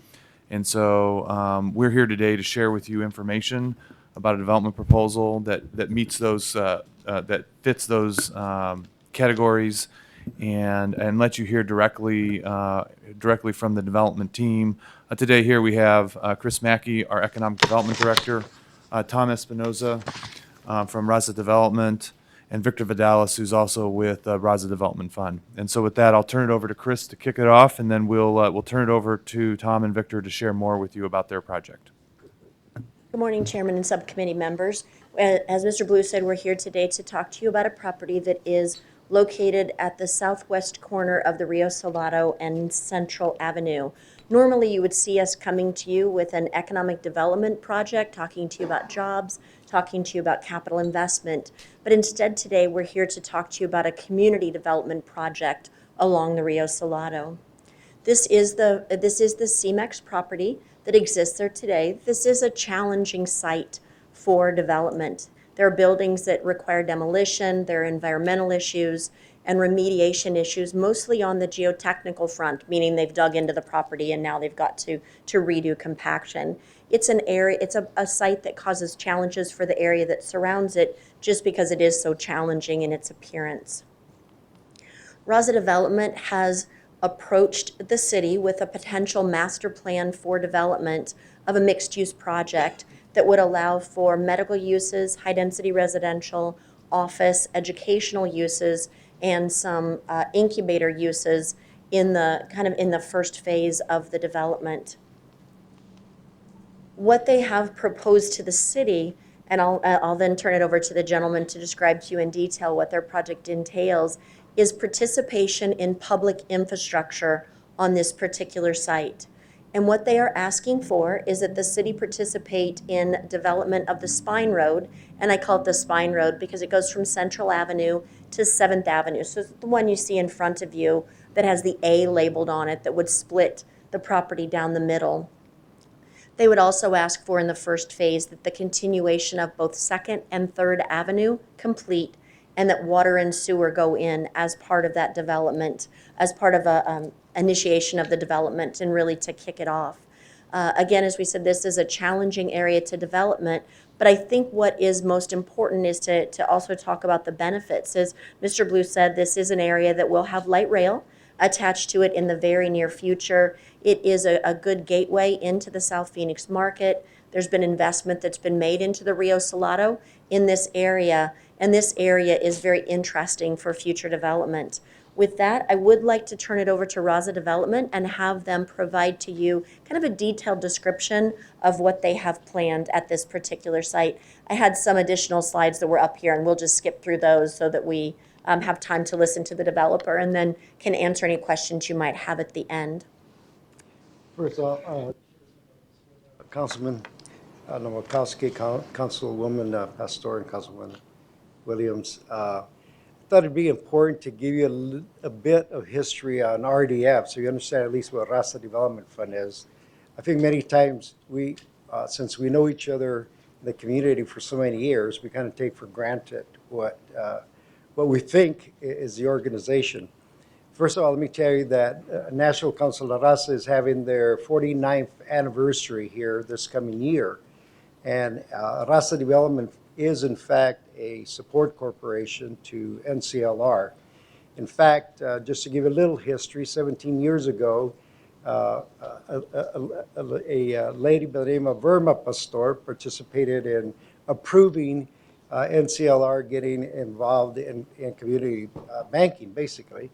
And a gentleman by the name of Arturo Rodriguez, who happened to be with the head of the United Farm Workers, also participated in the decisions 17 years ago of creating the fund. Well, we are a national fund. We are been around for about 17 years now. We have a focus that basically gives you a sense of the scale and size is close to the $200-300 million base. Our focus is in education, housing, healthcare, and social services. One of the things that we're very proud about, which will be the next one, is the fact that we've grown over the last 5 or 6 years consistently growing at a point of 22% growth, leveraging $250 million nationwide, and also impacting Latino and poor families, not just Latino organizations.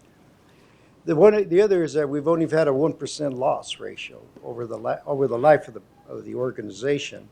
So what you have here is a combination of what I would consider from if I may, Latino movement, Chicanos por la Casa, which was, as far as I was concerned, my MBA in community development. And David Adama's out there, and I'm sure he'll attest to what he's going through.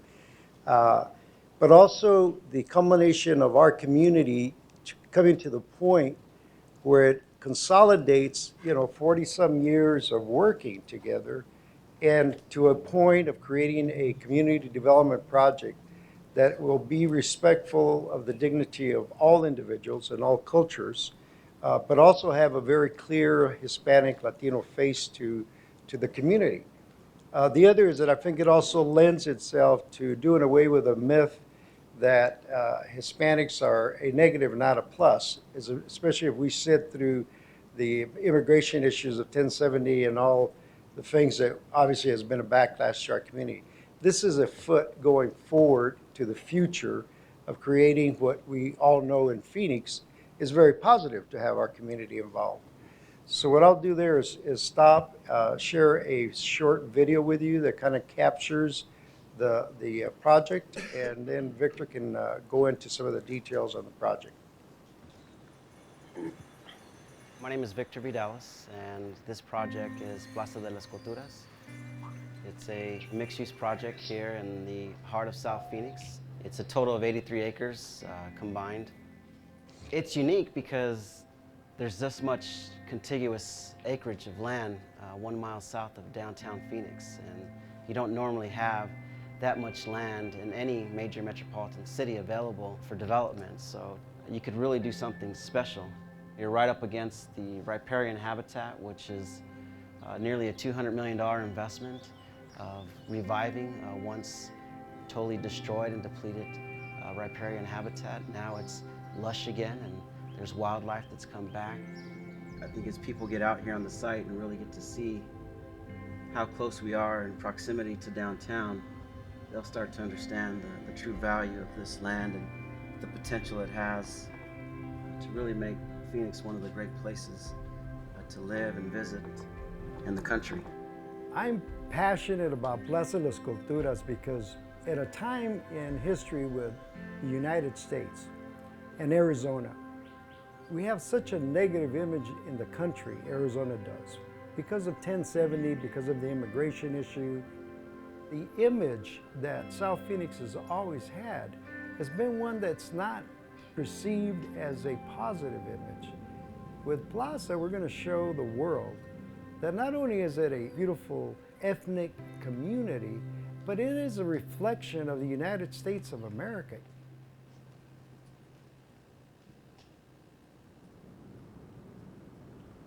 I've traveled all over the country and all over the world, and part of what really helped me to get some of this vision for South Phoenix between the sevens was going to New York and going to Chicago, going to London, and you see these very walkable urban environments, and they're alive, they're beautiful, they're powerful. How can we create that here in Phoenix? We believe that you need to have these healthy environments to the south and to the north and to the east and the west in order for you to really create that vibrant mecca, which they're trying to do in downtown Phoenix.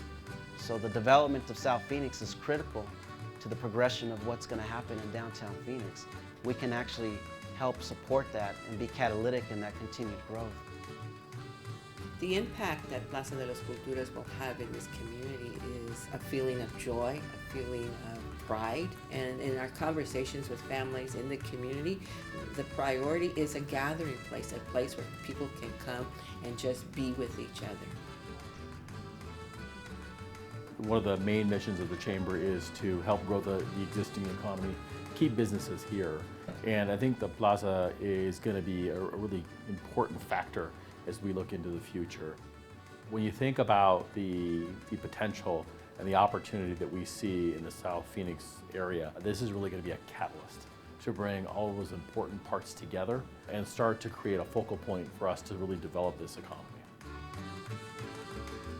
I don't think this is a housing project or a real estate project. I do think this is a community development project in the most true sense of the word. Yes, the goal of the Plaza de las Culturas is to create housing and create a space for businesses, but it is also to capture all of the vitality and strength that already exists in South Phoenix and integrate that into the fabric of the city. So this is much more than building some units of housing and a real estate play. This is a community development initiative. All of Latin America is represented here in the Phoenix area and in Arizona. And I think to have a place where we can really focus on what that means to our culture and to our community is going to be tremendously important. Now, you couple that with the economic opportunities of, for instance, something that we could do there, for instance, on the manufacturing side, on the bio side. I think it's really limitless. And when you think about the opportunities, given the workforce potential of that community, I think it could really be a magnifying effect. We want to bring those opportunities to the kids here in South Phoenix, so that way they can not only learn, gain the necessary skills and knowledge to be productive citizens of Phoenix, but to utilize those skills and the knowledge that they've gained to reinvest those here in South Phoenix so that we become a self-sustaining part of the valley. I see the Plaza project having a footprint that's vast beyond the confines of the area between the sevens and will positively impact all of Phoenix.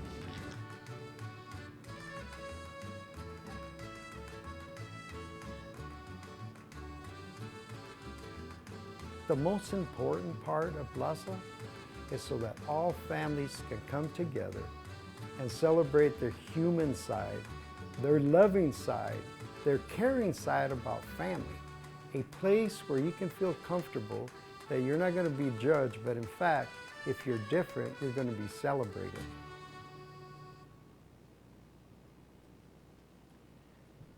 Council Chairman Valenzuela and subcommittee members, thank you for having us. This is actually a vision that was truly born from the community. I've been after this project since the initial plannings when we did Rio Salado Beyond the Banks. When Mayor Skip Rimza appointed me to that board at the time and going through the process of seeing that remediation, what we saw was a lot of development that occurred east of 7th Street and around the airport, but really between the sevens or the South Central corridor really got overlooked. So there was visions and plans in place from back early on that just were kind of plans on the shelf. And so I was after Tom for over 10 years, and finally he conceded and was willing to work with us on putting together a community development initiative, brought the resources to support this, initially bringing in $4 million of capital from JP Morgan Chase to help us do all of the due diligence. We spent about a year negotiating with CEMEX in order to actually get under contract to purchase the property. From that point, in early summer 2014, we worked with the local nonprofit, Promise Arizona, to knock on over 7,000 doors, and we collected over 1,500 surveys to really get from the community what were the needs of between the sevens so that we could really look at this as a comprehensive community development project. We utilized Arizona State University and Jonathan Coppell's research team to really turn that information into insight.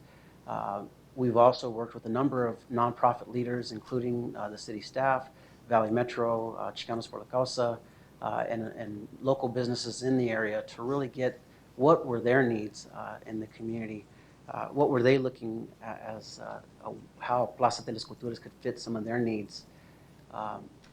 So through that process, we came up with an ultimate vision that really focused on the spiritual side, the essence of who people were, looked at employment integration, retail, office, residential, transportation and accessibility, with the new light rail project being approved.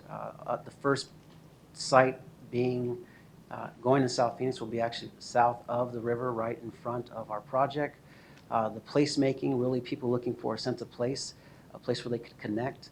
One of the things that came up in a number of our surveys is, when people come to Phoenix and they want to go to a place like the Riverwalk or to Plaza Olvera, where are those places in Phoenix where they can really enjoy the culture, the local culture here in Phoenix. A lot of the community members brought up climate resiliency and how do you embrace what's already been started there and reviving that riparian habitat. Of course, collaboration is key in making sure that we're working with everyone. And education was like the number one item on the surveys is, access to healthcare, of course, culture, and then housing and education.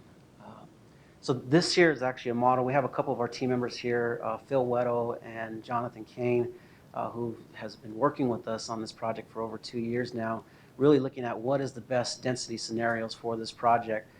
When you look at it, it's a half-mile long going from Central Avenue all the way to 7th Avenue, from the riverbank all the way to Elwood on the south. There are some density models that we've thrown around. This model that you're looking at right now is about a 2.92 million square foot of developable space. On the high side, we looked as high as 5.5 million square feet of developable area that could potentially give us the opportunity to pull in a corporate headquarters or pull in a campus type project that will really anchor the site. And so we've been exploring those opportunities. Sharon Harper, who couldn't stay here, actually has been working with us and is support of our project. She is interested in building 2 initial projects on the site. One of them is a 60,000 square foot facility right off of Central Avenue in front of the light rail. The other is a medical business complex. And in the future, she'd like to bring in some of the senior housing that she has done and been very successful in throughout the state. Currently, the land is valued at about $8.2 million as is. With some of the remediation that has occurred or that we need to do in order to prepare the land, the current market value for this area to have 83 acres of contiguous land is about $28.5 million. The overall potential impact is some of our preliminary numbers of some of the projects that are interested in coming on Plaza de las Culturas for first phase is about $136 million in initial construction costs. At full build out, it could really easily exceed $500 million. Those same projected job creation from those numbers is the job impacts during build out will be about 3,400 jobs created during construction and then 2,500 jobs created ongoing once the facilities are built and in operation. And this is actually just some of the timeline.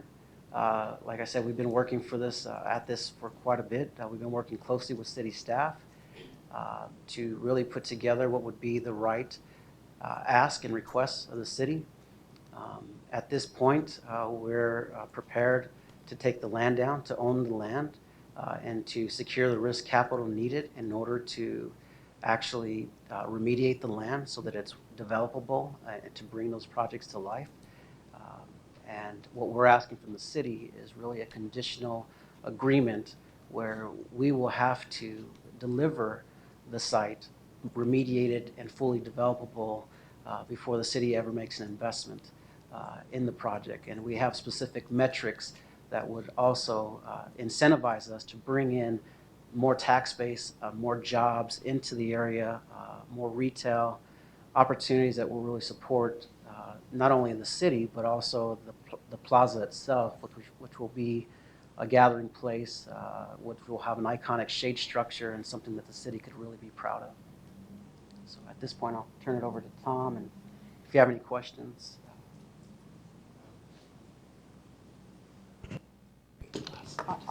Exactly what are you asking the city? I mean, and how much money and what for? That's a great and question. when? We're we've already put in 1.5 million, and I won't include the time, staff time, and so on with the board. We're looking at additional $13 million for the remediation, and project itself is probably the cost of our investment and the remediation is going to run about 22.5 million. What we're asking the city to do is to allow us to have a development agreement. Obviously, this is not a straight real estate deal. You're always accustomed to having a developer come and say, well, we're going to build this thing out as fast as we can, and we need the city to do X.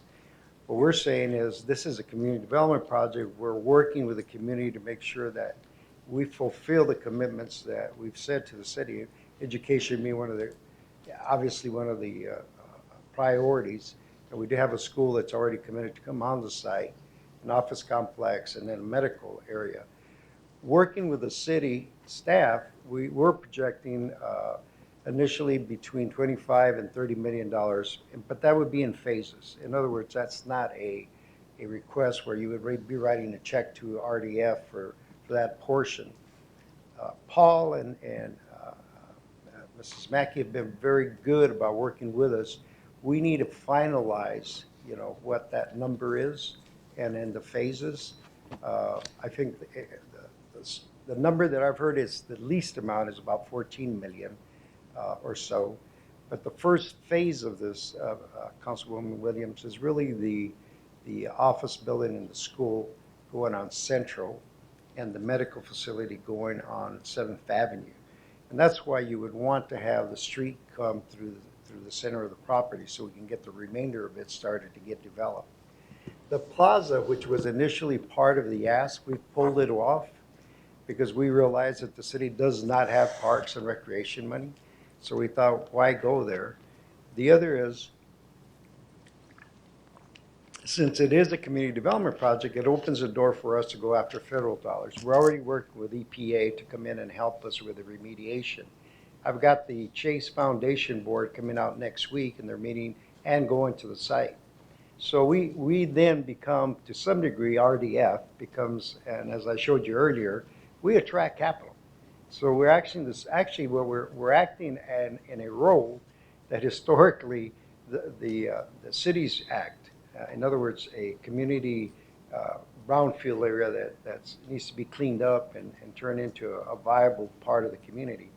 RDF, my board of directors probably wasn't felt the joy that day of us getting involved in this, and I must confess to you, it's caused me more white hair and my mustache over the last 3 years. But we're committed to this. So we're committed to take the land down and start the remediation, obviously with the City of Phoenix commitment on the community development agreement. I guess Chairman, you're may I? asking for the infrastructure. Is that Right, correct. basically the road and water sewer? Correct. Chairman, if I might provide some clarification to this, Councilwoman Williams, what their ask of the city is in the first phase of public infrastructure would be the Spine Road, 2nd Avenue and 3rd Avenue, and the professional staff estimates that to be about $14.7 million to complete the Spine Road, water and sewer, and 2nd and 3rd Avenue at that location. To complete the infrastructure in the second phase would be an additional $8.5 million, which would complete all the infrastructure on the site. So a total of $23 to $24 million for infrastructure for this particular site. In the first phase, what they're proposing is to do a charter school and an incubator of an existing building that is there, 30,000 square feet of medical office but 70,000 square feet of a medical office building and 30,000 square feet of a traditional office building. And then in the additional phase, kind of 1B, would be the senior housing on the high-density residential side. But what their proposal is a development agreement with the city for the public infrastructure that would be needed on the site. Okay, I can't recall any community projects. I'm sure that Phoenix has done this. Is that typical of when you're doing a community project to have the development agreement and then the city do the infrastructure?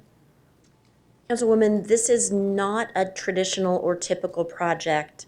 Traditionally, the way that we see the projects done is the development community tends to add the infrastructure. The city typically in its transportation master plan will do the arterial streets. We will do the major connectivities, the major infrastructure, and traditionally the development in the area puts in the infrastructure that you would see the collector streets and the local roads and the water and sewer that would service those particular projects. This would be a unique project to our traditional or typical process. Thank you. Councilman Noakowski, and then we have some cards here. No, absolutely. So where would the funding come out of within the city of Phoenix to cover the 24 million in phase 1 and phase 2? Councilman Noakowski, members of the subcommittee, so we don't have a precise recommendation on that today for you. The sources, as I would see it, are at least threefold, if not more.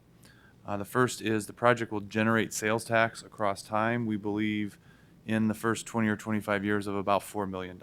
And so one traditional model that we have used with developers is they invest in public infrastructure, which is a function of government, and we can reimburse the investment in that infrastructure subject to the creation of the sales tax or the revenue streams that fund it. And if they produce the revenue can be made available by virtue of whatever transaction we've come to originally.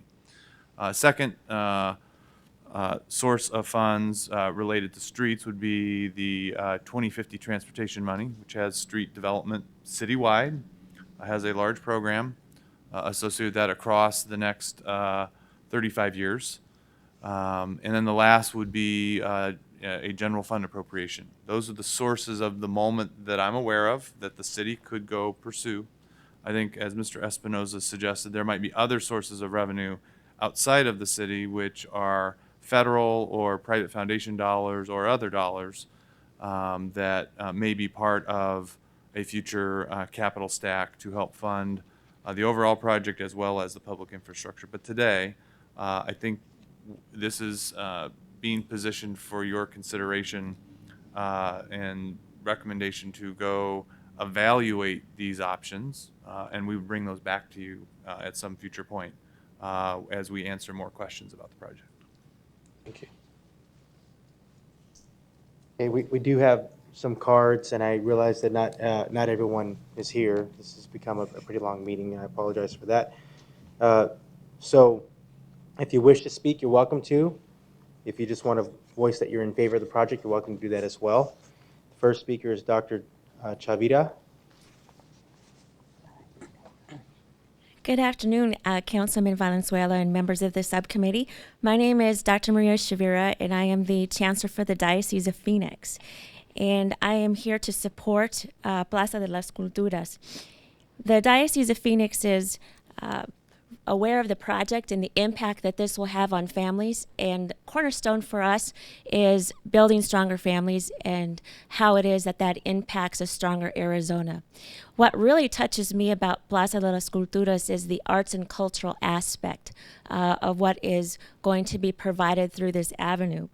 One of the things that we're aware of is that through art, beauty is portrayed, and beauty through art gives us hope. And hope is what this society really needs. I came across a quote that I think is really appropriate for today that I'm going to share with you, that was shared by Pope Pius VI in 1965 in the Ecumenical Council there for the Second Vatican Council. And it was a while ago, but I think it's pertinent for today. And so I quote, "This world in which we live needs beauty in order not to sink into despair. Beauty, like truth, brings joy to the human heart, which unites generations and enables them to be one in admiration. And all this through the work of your hands. Remember that you are the custodians of beauty in the world," end quote.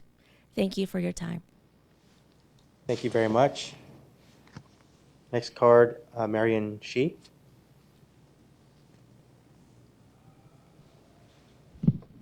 Good morning, council folks. My name is Marion Tadano Shi. My presence is to support the plaza and its development. And I'm a member of the Asian Chamber. And Raza Development has been an integral part in working with the Asian American community. And our support for the plaza is an integration of the diversity of the area of Phoenix. The area south of the river has long been cultivated by Japanese American farmers and their flower gardens. That area in southern Phoenix was largely inhabited by Asian American communities working with the Latino communities hand in hand to build the city. There are many artifacts, some of those that you can find at the Phoenix Arena. And we want to continue being part of that community as it grows. And I think it's very important that the Asian American community is involved. We are involved. We want to be involved. The diversity to continue integration. As many folks don't understand and realize, English was not a second language of many of our community folks as we grew up. I was born and raised here in Phoenix and Glendale, Arizona. English was not our second language. It was Spanish. Our parents spoke either Chinese and Spanish, or they spoke Japanese and Spanish. My father hardly understood any word of English, but he could communicate very fluently in Spanish.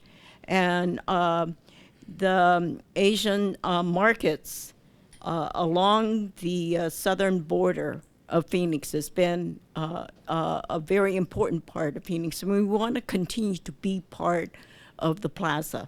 Thank you, ma'am. Thank you. Thank you very much. Next card, Samuel Gomez. Stretch a little bit. Good afternoon. Glad to be here. I'm in favor with Plaza de Culturas for many different reasons. As far as from the artist perspective, as many of you know, that Roosevelt Row was a place of, you wouldn't go there in the 90s. I think from an artist point of view, we've seen that the artists are the part of the architecture development of urban development in downtown Phoenix. I think Plaza de Cultura is going to allow not only to build more leadership with the artists, but also create a platform where the community and artists could gather and speak and have a dialogue as far as what they want, their vision for the community, but also bring attention to the concern. I also agree with, what was your name? Mary. There's a lot of history in South Phoenix, multicultural history, a lot of history that most of us don't know about, most of the country don't know about. And I think since all the black guys that we've been taking in the last going on 2 decades with the SB 1070 and everything else, I mean, we really have, you know, we're still struggling with that. We're still struggling to have our representation. I think all cultures here. So I'm in favor with Plaza de Cultura. I think there's not one person I haven't talked to, not one artist or anybody I've talked to in my community that say anything negative of it. If anything, they're asking, when will this happen? So, thank you. Thank you, sir. Star Reyes.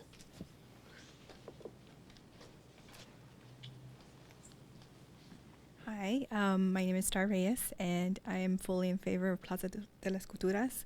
One, I was born and raised in South Phoenix, so it's wonderful to be able to drive through my neighborhood and come down to up into downtown Phoenix. And then also my son goes to ASU Preparatory, and from there I pick him up, I bring him down, and we drive right down South Phoenix over the 7th Avenue Bridge, and I tell him, this is our future right here. I know you look around right now and it's not much, but one day we're going to come here and we're going to be celebrating. So I'm fully in favor of Plaza de las Culturas and my whole family, since we all grew up there. Thank you. Thank you. Enrique Medina Ochoa.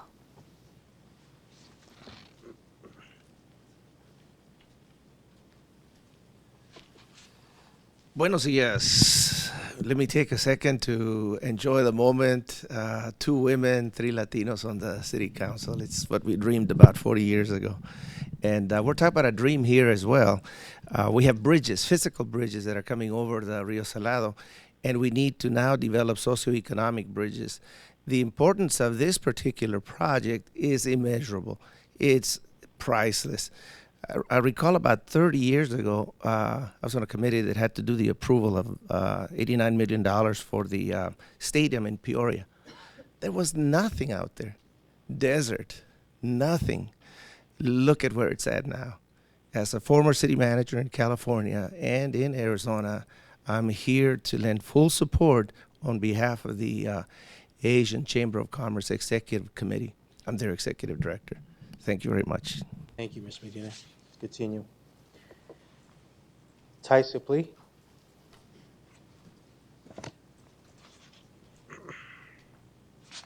Yeah, good morning. I'm Tai Suplee, and I'm Director of Bird Conservation for the National Audubon Society Nature Center and State Office. We're immediately across Central Street from Central Avenue from the proposed project. We're definitely in favor of Plaza de la Cultura. I'd also like to emphasize that the Rio Salado riparian habitat restoration is a remarkable project that the City of Phoenix supported. And as Victor mentioned, the Beyond the Banks planning was an integral part of that project to bring in the community to start to vision about what this area could look like and in compatibility with this fantastic natural environment that has been restored to the center of our city. And I encourage you all to come down and enjoy it and see it. I think I was touched most deeply when an elder from the Salt River Pima Indian community visited us, and we walked along the banks of the Rio Salado, and there was a tear in his eye when he looked at this restored habitat, and he said, "This reminds me of what the river looked like when I was a child."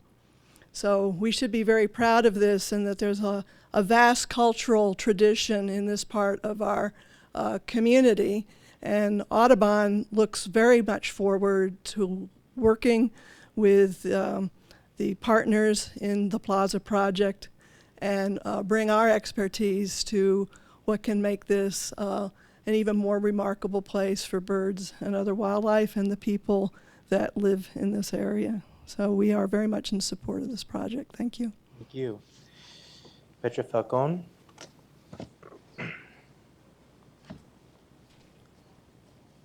Good morning, and members of the subcommittee. My name is Petra Falcon, and I'm the Executive Director of Promise, Arizona. I just want to add to what Mr. Vidales said about the community conversation that we had 2 years ago in the summer of 2014 from June to December. We did knock on 7,400 households from 7th Street to 7th Avenue, from the river bottom to the mountain, and we were able to have over 1,200 if not more, individual household conversations, one-on-one, about 20 minutes at each door. We had about 16 questions, and the questions were about, what makes you live here, what brought you here, but more importantly, what they saw as short-term and long-term needs, and then what was missing. And we really wanted to take a glimpse at, from the community's perspective, what they thought were the strengths and needs of the community. And for an organizer, I've been a lifelong organizer, and I'm also a South Phoenix resident and raised my children there. Is taking these conversations, taking these visions and dreams, and being able to create strategies out of them. And I think that's what we'll be able to do with the Plazas project, is be able to really come to reality the things that community wants. 81% of those that we had conversations with are living there because they want to live there. And many of them have lived there for generations, and they want to be able to pass on their story and build a narrative of their families. And I as an organization, as a community member, I do endorse this project, only because I do think it's about the future, and it's about really building what I call I guess the catalyst or catapulting what we've come to, and again, Enrique was mentioning about the members of the city council and who they were and how far we've come, but we've come there because we've done it together, and I think this is a great partnership with the city of Phoenix. Thank you. Thank you. Armando Ruiz, followed by Eva Olivas.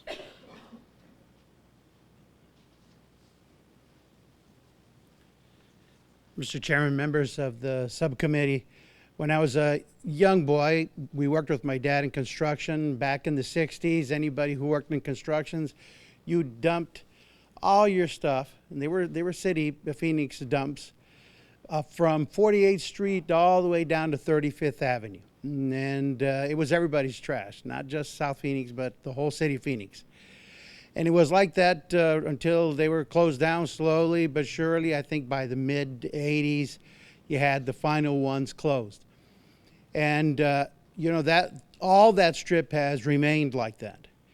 Now, there was an idea in the late 80s, Rio Salado. And a lot of us opposed that. And the reason for that is it was a purely economic development approach. It was outside investors taking advantage of the situation and making money, and the plan for us is that we were going to be spectators but not participants. We were not going to reap any of the benefits. Well, you now have a project here that will spur really the development of the whole Rio Salado.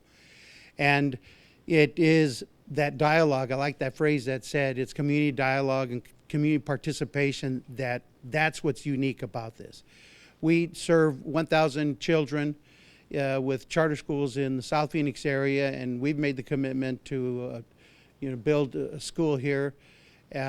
We have the Res Maria Ruiz Academy and also the National Football League Youth Education Town. And our high school National Football League Youth Education Town is packed. We have no more room, so it would be nice to build it here, provide the parks, provide the gymnasium, and make that available for young people in our community. So we're in full support, and we ask for your support on this also. Thank you. Thank you. Eva Olivas. Good morning, I think. Mr. Chair, committee members, members of the community. I'm Eva Olivas. I'm the Executive Director of Phoenix Revitalization Corporation, and we are a citywide organization, but our focus area is Central City South. So that's from the railroad tracks downtown to the Rio Salado, from I-17 to 16th Street. In 2010, our community, the residents, providers, the faith-based groups, businesses got together and they published the Quality of Life Plan. In the Quality of Life Plan, there were 8 strategies. Economic development, housing, recreation, and art were in those strategies. They specifically said, we want to support the development of the Rio. So I come to you today on behalf of the 12,000 residents that live in Central City South to support this project. I want to say that the mayor talked about connecting communities in the general plan. This is one more way for our communities to be connected. Central City South is not South Phoenix. For those native Phoenicians who are here, we know where South Phoenix is, we know where Central City South is. But we will no longer be leapfrogged over with resources or with investment if this project comes to the city. That means that the connection from downtown Phoenix to this project will help our community. Selfishly, that's one reason why I'm here, is that we know, we have seen throughout the city what's happened with the development along the light rail. But we've also know and we recognize the jobs that it could bring and some potential jobs for our residents as well, and the beautification that will come as a result of this. So we highly support it. We've seen the investment that has been made north of the tracks. We really, really encourage you to do major investment south of the tracks. Thank you. Thank you, Ms. Olivas. Tom Brecky, followed by Norma Munoz. Good afternoon. My name is Tom Brecky. I am the publisher and owner of the South Mountain District News. We're a community monthly that covers South Phoenix and the Laveen areas. And as a small business owner in that area, I've followed development pretty closely over the last 14, 15 years. And I think this is a fabulous project that will not only enhance south of downtown, but the entire city as well. Thank you. Thank you. Member Munoz? Okay. Bryant Barber? Followed by David Adami. Council members, my name is Brian Barber. I'm a partner of the law firm of Lewis and Roca, and it's been my honor to have worked on several large economic development projects here in downtown, including what was then America West Arena and Chase Ballpark. I believe Councilwoman Williams asked the right question. Just what is being asked of this committee today? And I'd like to address that further, if I might. I would like to applaud staff for starting a conversation and encouraging these gentlemen to bring this project before you. I think with your support today, what you are in fact doing is encouraging Mr. Blue and Miss Mackey to continue to work with Raza and their outside team to come back to you with an even bigger set of plans. I think when you assemble 80 acres, we can do some fantastic things for the community, but as important, because at some part, we are concerned about economic development. We're going to put a very significant piece of this community back to work. You will get your investment back. You're hearing what we will call the intangibles. Just like any other major economic development project, if given an opportunity, Raza, your city staff, they'll bring back a bigger plan. So I'd urge your support and a direction. Come back with something even larger. Don't think too small. 80 acres is a lot of money. Councilwoman Williams, I like your line of thinking. Let's encourage this conversation. Let's have them go back and bring us something back even larger. Thank you. We all like her line of thinking. David Adami, followed by Francis Castillo. Thank you, Subcommittee. Name is David Adami. I live in Laveen, so Phoenix resident. I'm the President and CEO of Chicanos por la Causa. For the record, also sit on the Laveen Village Citizens Committee, Innovation District Committee, and the Transportation Committee. So I do some work for the City of Phoenix as well. I wanted to come and support. I agree with all the comments that are made, but I want to come from a different point of view. We're coming in as supporters. We're going to look to support this project financially. You know, we've done a lot of support with City of Phoenix projects. We're a $12 million investor in the downtown Phoenix Palomar Hotel with our new market tax credit. Recently, Councilman Valenzuela, as you know, made a $30 million investment in Maryville with healthcare. And we're bringing also opportunities for financing and equity through our CDFI, our SBA lender to support some of the tenants that may be coming into the project. Another unique aspect is working with Mexico. We are already bringing, knock on wood, our first company from Mexico into the West Valley. We're making $1 million commitment to them to expand their businesses here and create jobs here in the city of Phoenix. Also, we have a partnership with the largest university in Mexico, UNAM, which has incubators and accelerators, and looking to work with them to bring some of those companies when they're ready to expand. We're selling that. Why go to Silicon Valley where it's so expensive when you can come here? So this is one of the areas, along with the areas around the airport and other target areas that we're working, that we want to be able to support this project. And the fact that, I live in Laveen now, but I was born and raised in Phoenix. My family's grown here. So I really want to make a big effort with Chicanos por la Causa, working in the city of Phoenix where our headquarters are.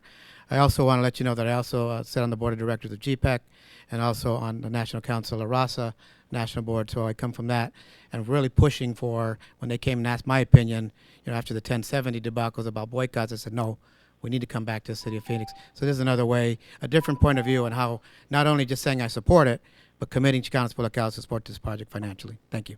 Thank you for everything you do, David and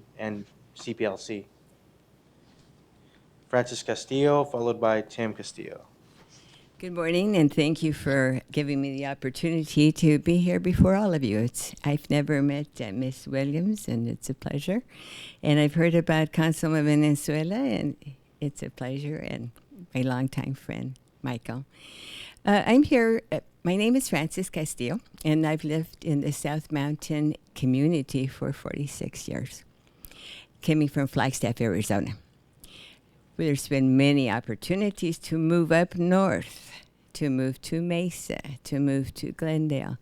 But I choose to stay in my community because where once we had groves of flowers, grapefruit trees, orange trees, it was like heaven coming from snow country. Now, progress has taken over. Homes, everywhere. 3 bridges that are super jammed at work time when they either are going to work or coming. They have to cross the Salt River. It's just a dry, dead piece of land. Once we were promised by Congressman Pastor, or whoever was doing it for him, a big beautification project. I mean, they did a good number on under Central Bridge. It lasted maybe 2-3 months. So we have a community that is thriving. They come from California, buy 1-2 homes with the sale of 1 over there, where Levine, South Mountain. I'd like to entertain an invitation to all our councilmen that haven't crossed the 3 bridges to do so, especially when people are going or coming home from work. I commend the Rasa Development for wanting to take this project. It's a bear. That CMEC company left a mess. It's a blight. Thank you for the time, and this can only be a win-win situation, and I hope you strongly consider it, especially that it means jobs for our community. Thank you. Thank you. Tim Castillo. Thank you. Yes, my name is Tim Castillo. I'm a longtime resident of South Phoenix. I serve the community. I have reached 3 presidential awards for my community volunteerism in the community. I'm for this development. It causes opportunity for the city, as well as reinvesting in our future in the community, as far as economic growth and education. So I am for this. Thank you. Thank you, Mr. Castillo. The final card is Sharon Harper, and I believe she is not here, but she is marked in support. I will open it up to, we'll go with Councilwoman Williams and then Councilman Nowakowski. Well, Tommy, you and I go back a long ways, because I remember when we first talked about Rio Salado and the dream we had. And I am very familiar with this property. You can't get much uglier. It's like a wasteland from a Mad Max movie. I probably had the least information about this project and the least involvement. I think what I would like to see, and I would like to have staff sit down and talk to you about making this maybe a community project, but it needs to be an economic development project, absolutely. And the city really doesn't have money to do this. So we're going to have to be extremely creative on either the phasing or what's developed first, so that it generates revenue to the city to help pay for this, is what I'm envisioning. But I think it's worthy of further examination. It's a grand plan. I think it would be a real asset to our community.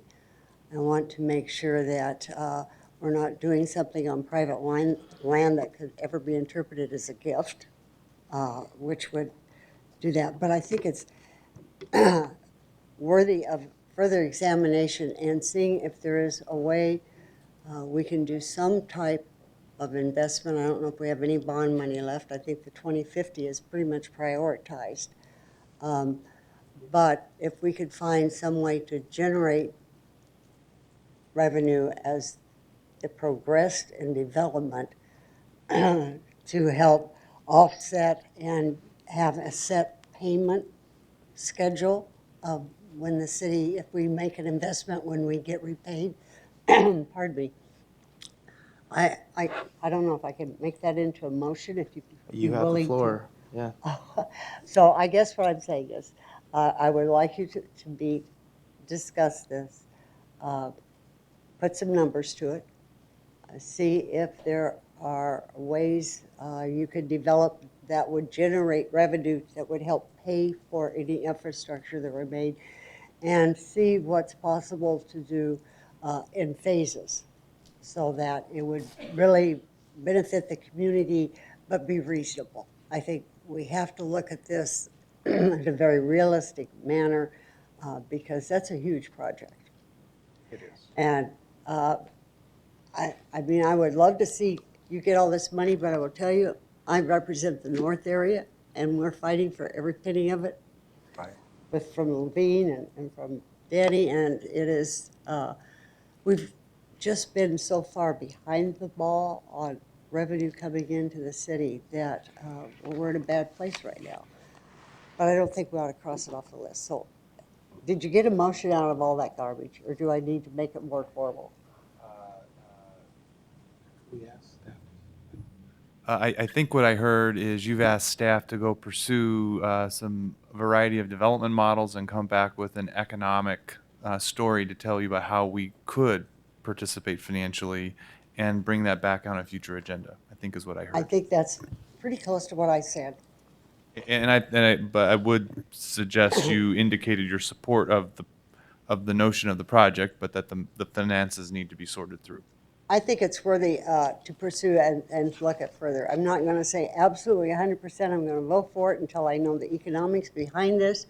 But I can see this somewhere down the road, absolutely. I think it's very worthy, appropriate place, and would behoove this entire valley. Mr. Chairman, Councilwoman Williams, we exactly are also, I want to make it pretty clear, it is a community development project, but I also have a board of directors that are bankers. I mean, we are a bank. So they want to make sure also that in our investment that there is in fact a return of the capital that we're exposing ourselves to. But more importantly, as the city staff has been very good about trying to think this through. This meeting became very crucial, though, because if we don't indicate to the internal apparatus of the city, and you know how it works, all three of you, all four of you, if you don't give them the green light to move forward to structure the deal in a support position, then we're going to vacillate for the next couple of months. And I would suggest that if we do this, that there be a timeline put against it. I know there's a council meeting November the 30th, a full council meeting that November the 30th. I would suggest that we put a timeline, because otherwise if this starts slipping into next year, as we all know, things change and shift, especially as it relates to the politics of the city council. So, Mr. What Chair, politics? yeah, there's no politics here. I want to make it clear, I'm not saying that they're going to negotiate a deal. I want them to come back and give us the possibilities on the structure of a potential opportunity for both of us to do that. I think with the holidays, I think we're being optimistic. I would think after the first of the year would be probably more appropriate. And the motion is on the table. It hasn't been seconded. I know Councilman Nowakowski has a few words. I would just say, as someone who would like to see this happen, I think it's a great vision. I think the motion maker, it's a responsible motion. We have, and just as I think you would appreciate, Tommy, given the direction of your board. So ideally asking our staff what that timeline should be, so that, what is a reasonable timeline to work with this group to come back and say, we think we have a potential path. Mr. Chair, members of the subcommittee, I'm uncomfortable saying the end of the month. because I'm not certain that I know we'll have enough information to bring back to you a staff recommendation or a staff suggestion of options. I am quite comfortable committing to the fact that we need to come back to a future subcommittee meeting and share with you the precise information that we have, to Councilwoman Williams' suggestion of explain to us alternative options related to the money. And you currently have a scheduled meeting in December that I believe has some scheduled challenges. So absent that, I know there's a meeting in January that is on the books for all of the subcommittee members.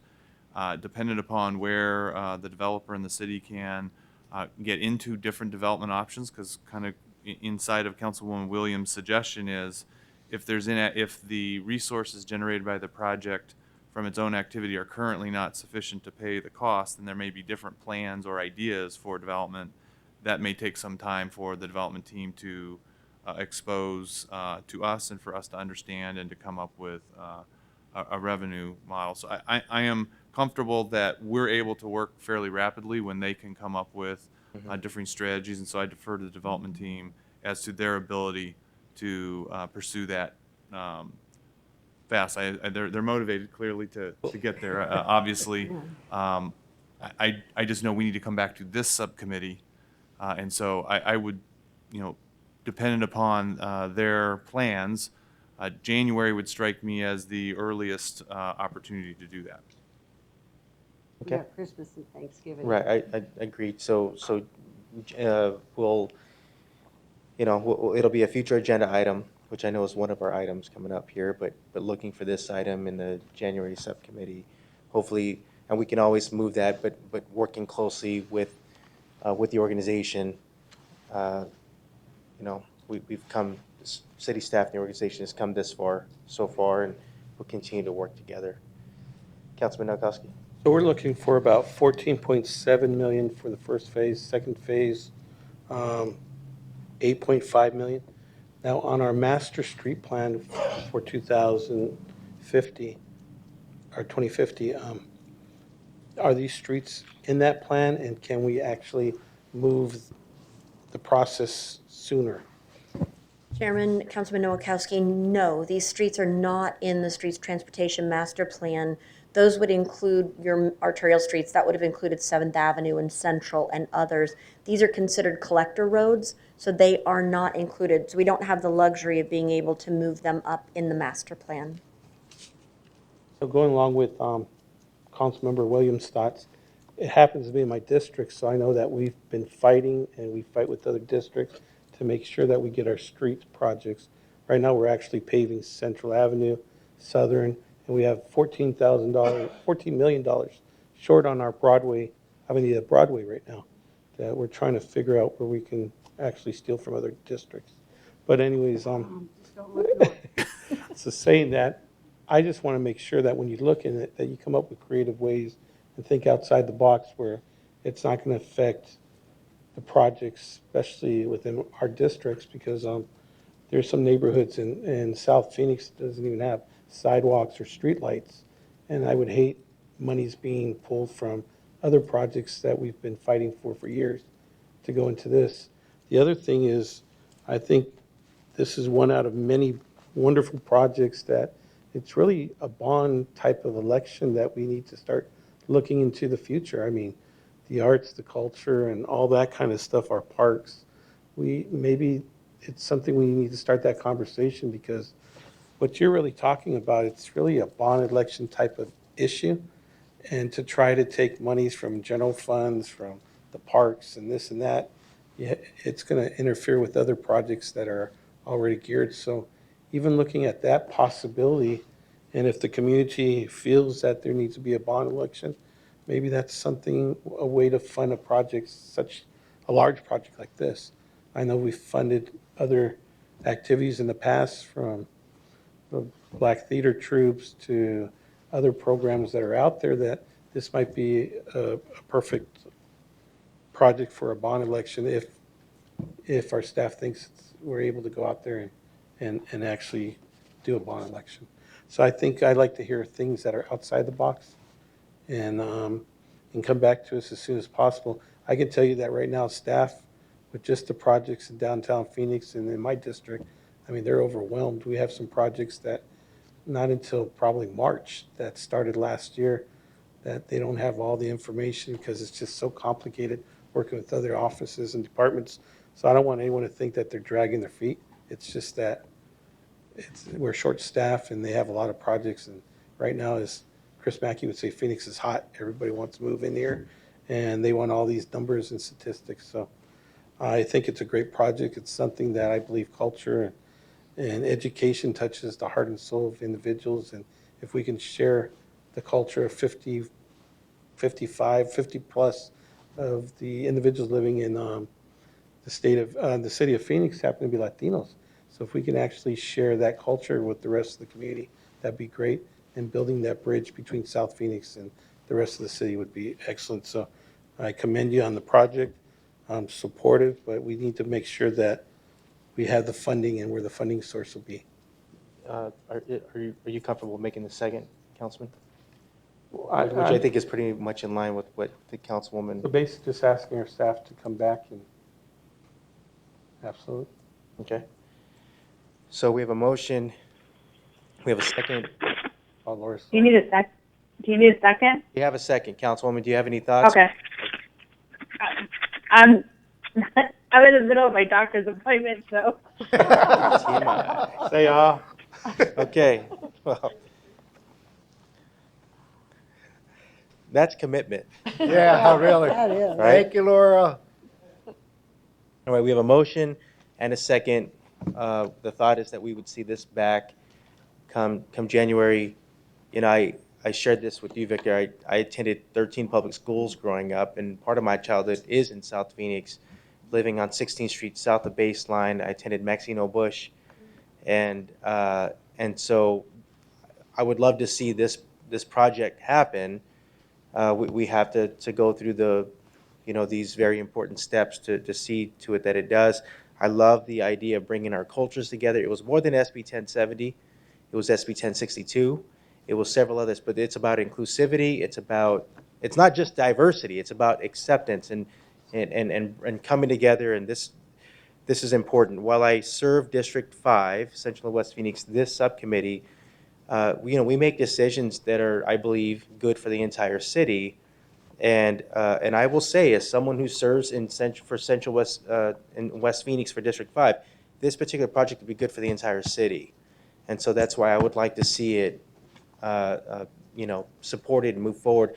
But of course, it needs to work. Sure. And so I appreciate the commitment from our city staff as well, who's been amazing, as you just mentioned. Thank you for validating that to work with, and we'll see where this goes come January for the next update. So we have a motion and a second. All in favor, say aye. Aye. Motion passes. Thank you. Thank you. The next. I want an aye. Aye. Thank you, Laura. Get healthy. Yeah. So our last item is a call to the public. Nancy Wiley. Okay, Miss Wiley is gone. Future agenda items, I think we just talked about that item. Okay, this meeting is adjourned. Thank you.